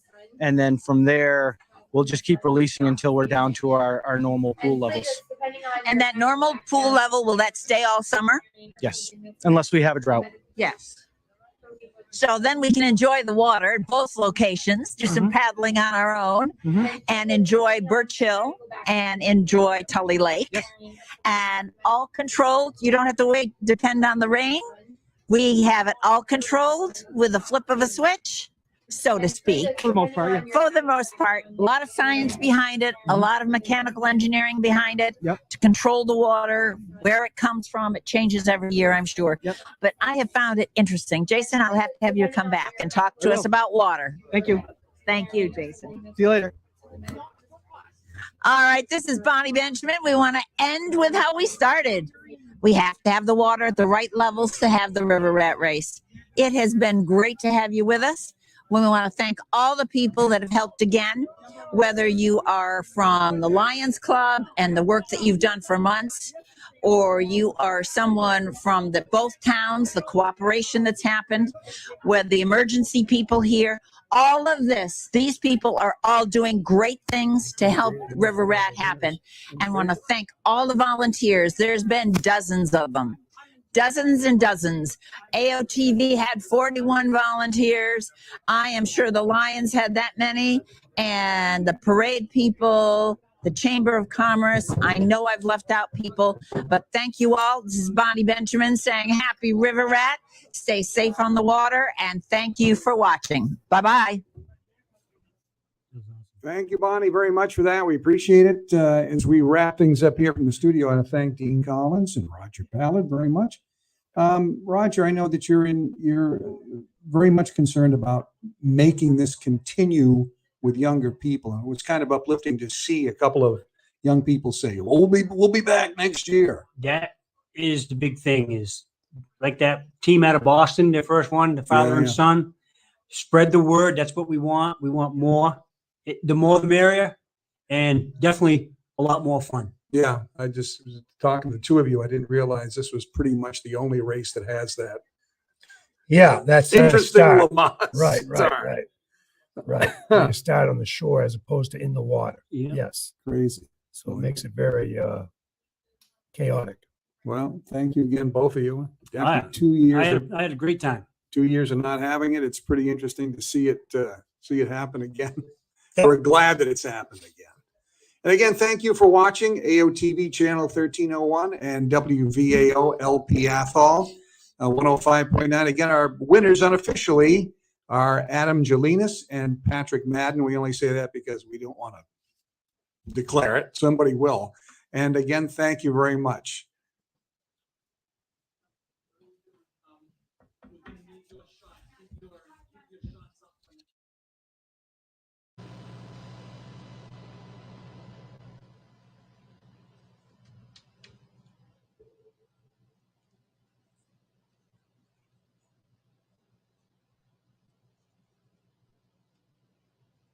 The preceding program was brought to you in part by local businesses. It's a wrap.